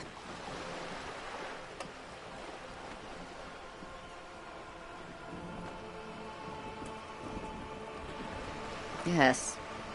I am the nether creature of the Forbidden Swamp. I pushed the king under a shit wagon and betrayed the revolution. My kind surrendered the nation to financial colonists. Perhaps you thought we'd gone extinct. After all, no sane person identifies as an ultra anymore. Not in broad daylight. Tell me, now that I've uncoiled myself, are you repulsed? In her green eyes you see a mixture of truth and self-satire. Decades of guilt and pride. Forgive her. A devil, who being of great charm and guile, sneaketh into the homes of the godly. That dialect is obeisant. You recognize it's a quote from somewhere. A play written way back in the Franco-Nigerian century.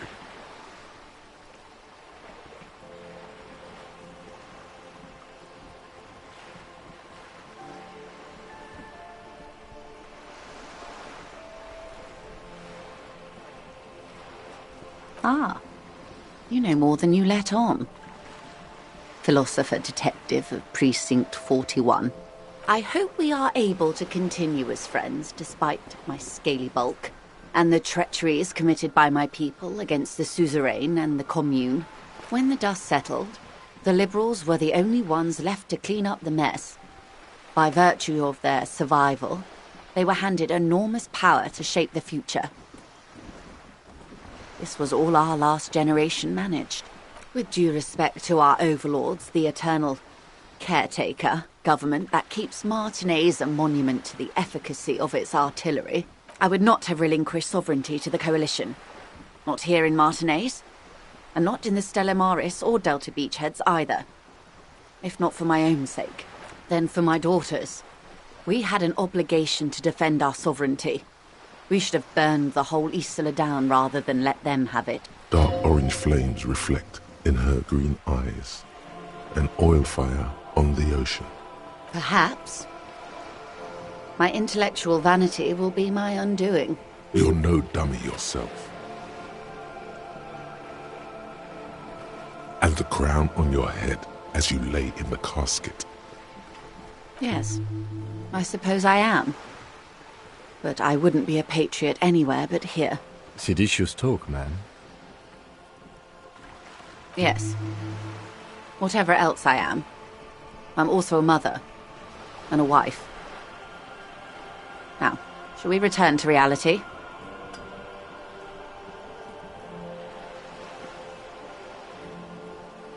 A bird?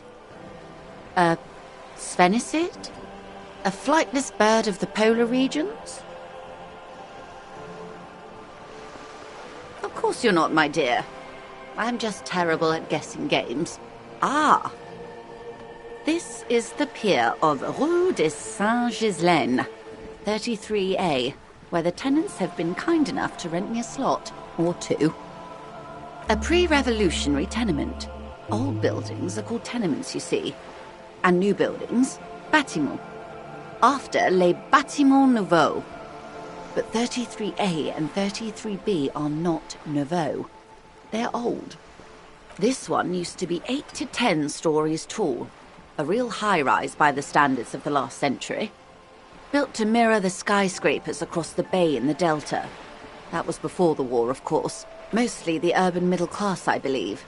This was once primo real estate, before the cannons lopped 4 or 5 stories off. Splat, splat. Wonderful.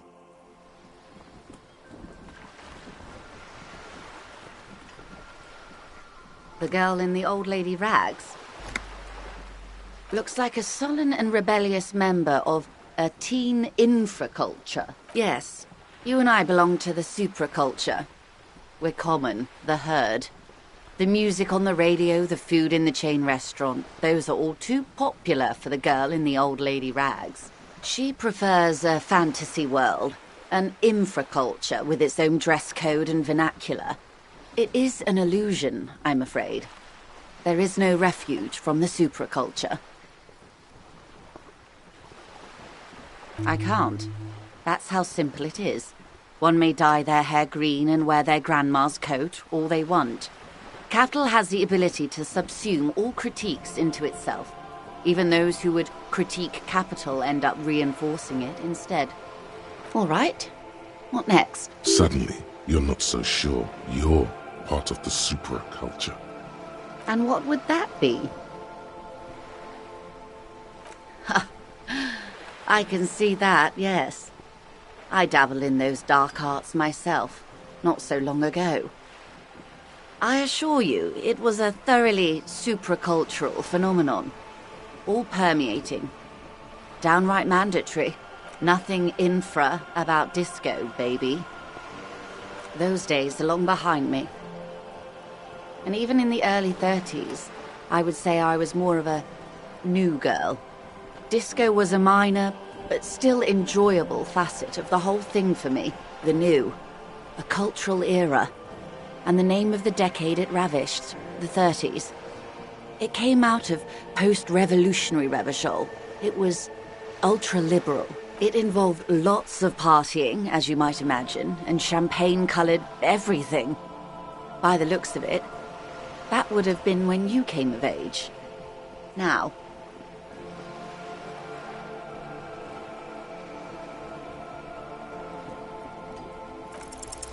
Six kilometers southwest, in the Valley of Dogs, Junior Officer Chad Tilbrook takes aim at a rabid black dog licking its wounds in the grass. To his left, his partner, Emil Mullins, whispers, "You heard what happened to Tequila Sunset in Martinez?" "Yes, he lost his mind," Tilbrook answers, fingers on the trigger. "Don't worry, Emil." He pulls it out slowly. Slowly now. He'll find it again. We always do. You? You're an officer of the RCM. Preciso mundo. Nothing more nor less than the de facto law enforcement body of post-revolutionary Revachol, Detective. Yes, we are the Revachol Citizens Militia. He's being sarcastic. Yes, that means not de jure. The RCM acts in what is poetically called the twilight of international law, both at the behest of the coalition government and to its chagrin. The RCM's responsibilities are defined by the Emergency, Wayfarer and Aliments Acts, 3 pieces of legislation keeping the city in a, let's be honest, laissez-faire stasis to the benefit of foreign capital. All 3 are good to know when we are out policing.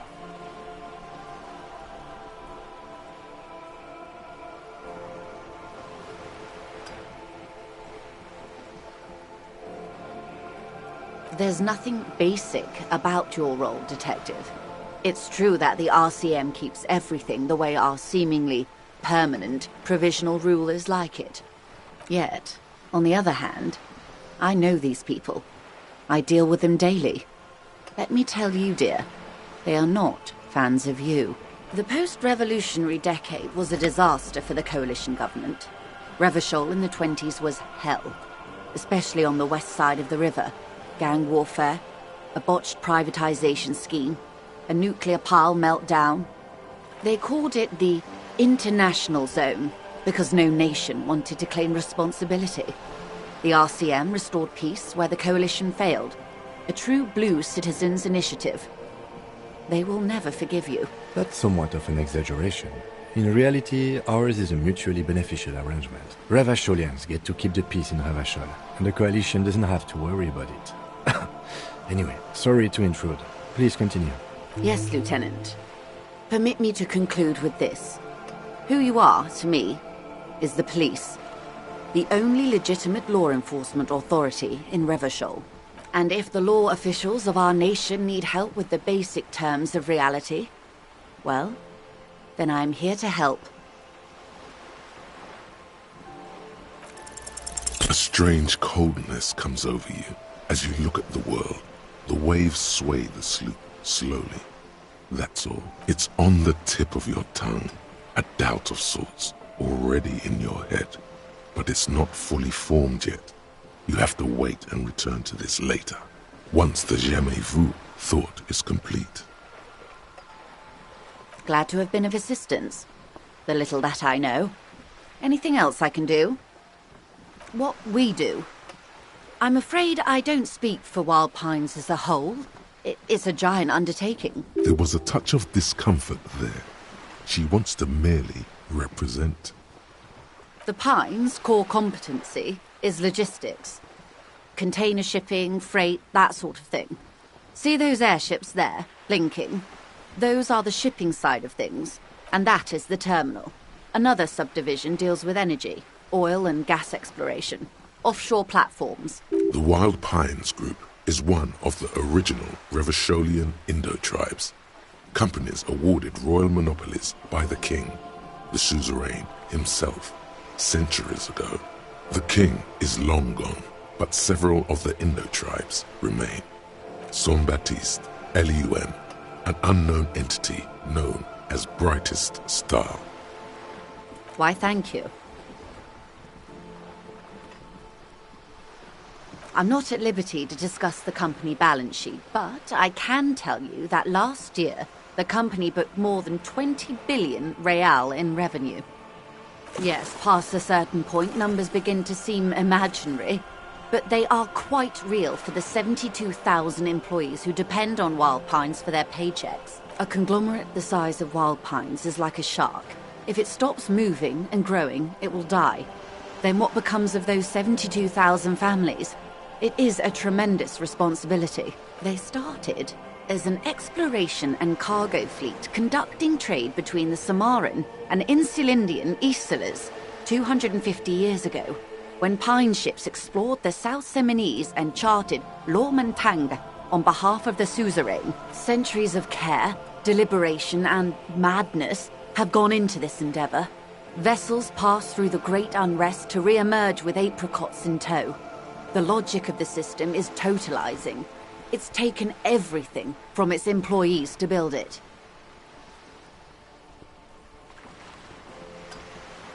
You mean aside from being the terminal's legal owners, who are responsible for moving 8% of the world's cargo? We built this district. We. There it is. She owns up to it. All the best parts of it. Rue de Saint-Ghislain, with its bastions, the plazas Meteor and Mosaic. Even some of the old street lamps have been put back thanks to the investments from the WP.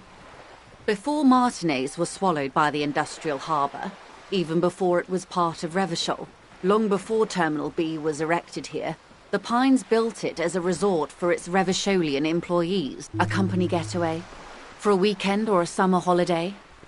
Then came the revolution. But that's another matter. I'm here to make sure the Pines can fulfill their responsibilities to the place they built.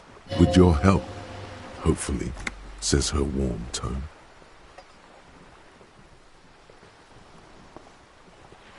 Everything. Right up to, but not including, trade secrets. First, you'd have to repeal the Emergencies Act of Trade in Aliments that gives me the right to silence. It's quite the octopus. Good luck is only kept in place by the vested interests of half the civilized world, including your own. What the ma'am means is that the Emergencies Act and the RCM both get their authority from the coalition government. You'd be shooting yourself in the foot, in other words. But I am derailing us. You wanted to know about the strike. I believe the official title is Senior Labor Negotiator. In practice, I'm a grocery clerk. I relay the union's demands to Wild Pines and return with Wild Pines' counteroffer. No way. She's more. She can make decisions. And how are the talks going? They're not. That's the problem. The union stopped all negotiations a week ago, after that awful lynching took place. Now they won't even let me into the harbour. There's a 2-meter-20 racist behemoth blocking the gates. Yes, Jean-Luc Measurehead. Let's say I was not making the kind of progress I'd hoped for when I first arrived. And when did you first arrive? I arrived 3 weeks ago. Yes, in the middle of February. The bay was still partially frozen then. I prefer to do these things on site, like the RCM. But the strike began in December. I wasn't the original negotiator here. I took over after Mr. Gaumont hit a wall with Mr. Clare, the union boss. Mr. Clare refused to speak with Gaumont despite concessions he'd granted the union in prior negotiations. This isn't the first time the union has gone on strike? Heavens no. There have been 2 prior strikes. Both times the union won significant concessions, including overtime pay and a medical plan. This time their demands are more, I guess you could say, aggressive. Ludicrous even. It's meant.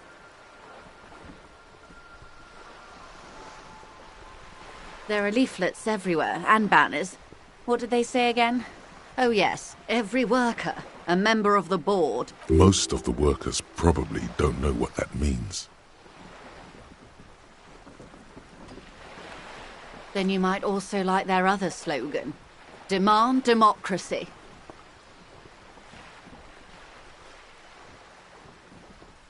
Personally, I agree. It lacks the pizzazzo of every worker a member of the board. It's quite simple, you see. Every time the Wild Pines group makes a decision about what? About anything, really, it needs the signature of each of the 2,200 workers in its Martinez terminal. Just so you understand, this is but one of 22 terminals owned by Wild Pines. Essentially, not only are they kings of the company, they are also kings of the 72,000 employees of Wild Pines Group. That may well be. It's not up to me to decide who is king, but as negotiations go, it's not a swell start. I'm not sure. Naturally, I assume that was just their opening position, a hard-nosed tactic with a side of mockery. But there's been no follow-up, just the same nonsensical slogan repeated over and over again. And now, people are getting lynched, I hear. Behind the whirling in rags. A disastrous situation if there ever was one. Excuse me, from whom did you hear about this lynching? I first heard it from the bowyer at the gates. The one whose very name advertises his aversion to work. I think he said it was Call Me Mañana. Everard Clare is a man of the utmost integrity. If you can say one thing about him, it's that he always puts the interests of the workers first. Of course not. Everard is fantastically corrupt. I imagine he has a thick, viscous goo where you and I have blood. He is the most corrupt individual I have ever seen, and I deal with men like him for a living. If there is anyone more venal, more irredeemably nepotistic, then it's his twin brother, Edgar. Yes, Edgar looks exactly like his brother, except for that lazy eye. He also talks exactly like Everard does, and when one's term as foreman is up, the other takes over. It's how they circumvent the term limits, you see, with a funny little switcheroo.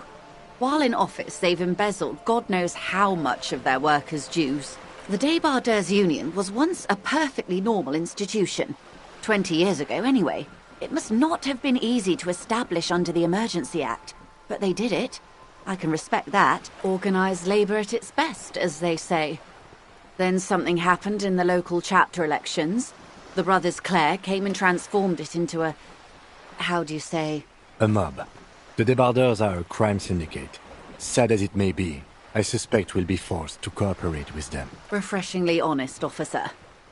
The company has tried appeasing in the past, but I'm afraid our concessions have only emboldened Everard and his brother. And your opinion, detective, if I may ask? I'm a curious and talkative person, you see. Would you say the Débardeurs Union is... why do you think so? What she calls corruption is simply an aesthetic category.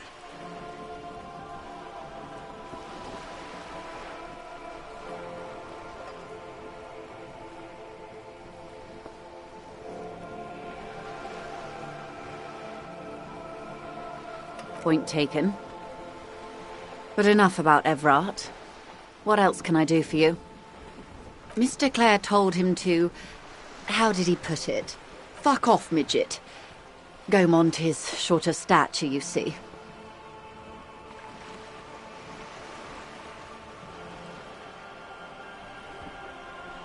Yes. Keep in mind, this is a negotiator Mr. Clare has worked with before, and who was more than fair with him and the Union. The scabs. You mean the huddled masses of Jamrock come to plead for work where the Union refuses to? If they were organised by Wild Pines or its affiliates, then it would be a company secret. I could not share it with you. Not right now, at least. It's implied. She's open to discussing this matter with you at a later occasion. I'm glad you asked. There was a woman, the previous forewoman of the Union. She disappeared. Disappeared? Yes. On the last day of the local chapter elections, her daughter phoned in and said she wasn't running anymore. Or coming to work. Ever. End of story. Downright haunting, if you ask me. The Wild Pines suspected foul play, but what could they do? It was a Union matter. The point of the presentation is, these kinds of things happen around the Clares. Watch out when you're dealing with him. Thank you for your concern, ma'am. We'll be just fine. Of course. How else can I help? Quite a few things, I'm afraid. The information I'm to share with you includes sensitive trade secrets. For the sake of my employer, I have to ask for your names and badge numbers. Of course, ma'am. We should have introduced ourselves. I am Lieutenant Kitsuragi from Precinct 57, and this is my colleague from Precinct 41. I'm afraid he doesn't have his badge at the moment. I hope mine will suffice. How curious. Why is that, Detective? Awkwardness washes over the conversation. The woman doesn't like this turn of events. 'Twas stolen by some artist, surely. Best to pin the blame on them. Everyone knows you can't trust artists. Everyone knows you can't trust artists. They're nearly as bad as clowns. I see. So, are you saying you lost your badge during the course of this episode? Oh dear. I suppose this does explain some of the more curious turns in our conversation. She must have been suspecting something for a while now. As I said, ma'am, his technique may be very unconventional, but he is an officer of the RCM. Of course, I sympathize, but I'm afraid I simply can't share anything more until I've seen that badge. Hang on. She's a professional negotiator. She should be open to some sort of mutually beneficial arrangement. I mean, favors for favors. A dirty alliance of some sort. Consider this. Perhaps she has been planning it all along. That you convince yourself into colluding with her. Easy. Just offer her a favor. Like I said, nice and dirty. I will be frank with you. If I'm going to break protocol, I need to be able to justify it to my superiors. They're going to want to see something very tangible. You're in, but expect her to drive a hard bargain. Reports from inside Terminal B suggest it's a hub for the local drug trade. This is an open secret in Martinez. The Union controls the terminal, so it goes to reason. The company has tried looking into this matter before, to no avail. Perhaps someone with your authority and resources might turn over the right stones. Or you can recover your badge. Though if I may be blunt with you, it sounds like that may be a lost cause. Detective, a word in private before we continue.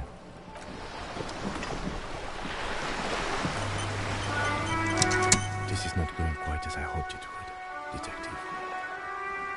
Honestly, I was expecting you to use your unorthodox technique to keep her off balance, and not volunteer us to be her henchman. This woman is running circles around us. She might have known about your misplaced badge all along, or she's simply an adept improviser. Either way, we've played straight into her hands. He doesn't let it show, but there is a limit to how much the consequences of your unprofessional behavior can cost the investigation. Maybe this is all her plan. She might have heard about you.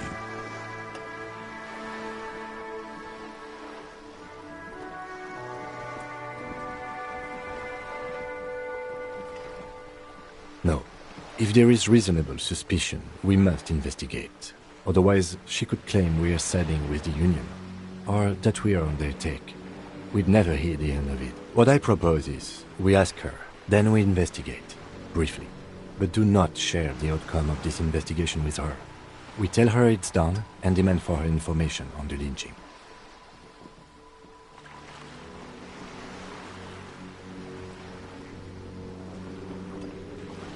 Oh, that would be fantastic, but do we have the time? The world is large and your badge is 8 by 6 centimeters. The situation might have changed drastically by the time you locate it.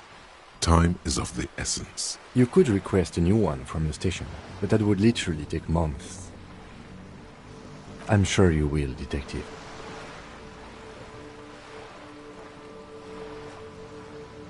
I wouldn't go that far. Her reaction did come off as sincere to me. I think she's just quick to adapt. She's a professional, after all. Yes. Knowing this does not really change our position, however.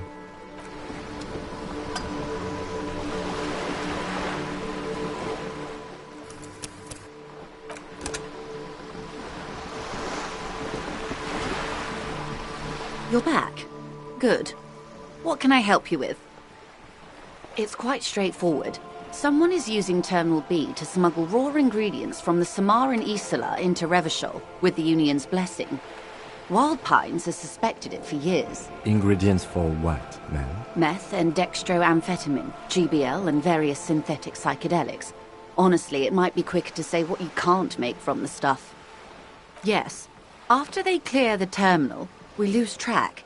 The actual production is taking place at various sites in and around Jamrock Quarter, north of here. Wild Pine seems to be well apprised of the local drug trade, ma'am. Do you mean to say the Union also produces the product? Sells drugs, I mean? We're in logistics. It's our business to know. And no. As far as the company knows, the Union does not produce it. They transport the ingredients for a cut. Yes, but you won't get anything out of Evrat and the Dock Workers Union. Still, every chain has its weak link. The handoff. The motor lorries at the roundabout. Precisely. Someone needs to move the ingredients from the harbour into the city. Once they reach Jamrock, they're distributed to a network of local manufacturers well beyond our grasp. But in transit, they're vulnerable. Perhaps you've noticed that a number of lorries are tangled in a traffic jam at the roundabout just now. Interview the drivers who are still hanging about. One of them might be waiting for a crucial shipment. I'll be explicit.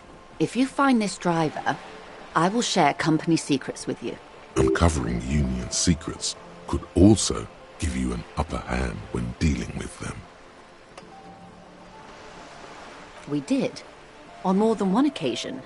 Apparently, there's some sort of inter-precinct disagreement about whose jurisdiction this area falls under. We know the company has launched its own probe into the Union's alleged involvement. We also know it's come up empty. It's not just the RCM. No one's been able to find any hard evidence. Well, here's your chance, officers. No. We asked East Motor Track to raise the drawbridge. The road company is a partner of one of our subsidiaries. However, this is a limited time opportunity. Once the complaint has been processed by the Trade Committee, they'll have no choice but to lower the drawbridge, and the operation will continue. Thousands of litres of raw ingredients will pour onto the streets of Revachol. Not the east across the river, but the west. The vulnerable, the weary. Well, at least this solves one mystery. What is that, Lieutenant? Why I had to call East Motor Track and beg them to open the drawbridge for me. I'd wondered since I first drove in, on my motor carriage. I am sorry for the inconvenience, Lieutenant Kisaragi, but we need them trapped here. This is a unique opportunity. I'm sure you understand. How do you think they're financing this strike? There are thousands of unpaid dock workers going strong for the 4th month straight. There was a shakedown of local businesses preceding the strike. Many were squeezed to bankruptcy to fund it. With all due respect to these desert cacti, the contents of a few cash registers cannot provide for 2,000 men. The local businesses can scarcely provide for themselves. Precisely. Smuggled out of that very gate at night, most likely, then loaded onto lorries and driven to Jamrock. You simply need to find one driver who will open up to you. It sounds like she tried looking into it herself, though she's clearly not the type your typical lorryman would confide in. Yes? Excellent. According to my reports, there are at least 3 lorry drivers lingering near the roundabout. Hopefully one of them will know something. It may come to nothing, or it may just blow the case wide open. I can keep the drawbridge up for a few more days at least. You should have the time you need. In the meantime, let me know if there's any other way I may be of assistance. Of course, Detective. Take care.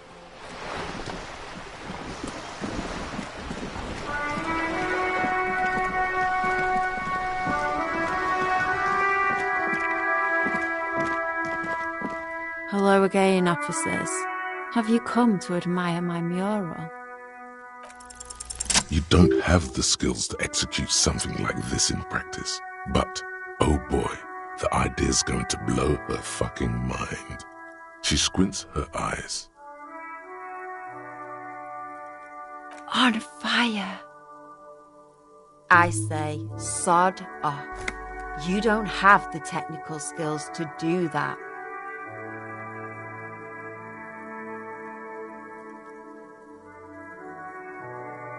I like your idea. Should have thought of it myself. I don't need this kind of competition in my neighborhood.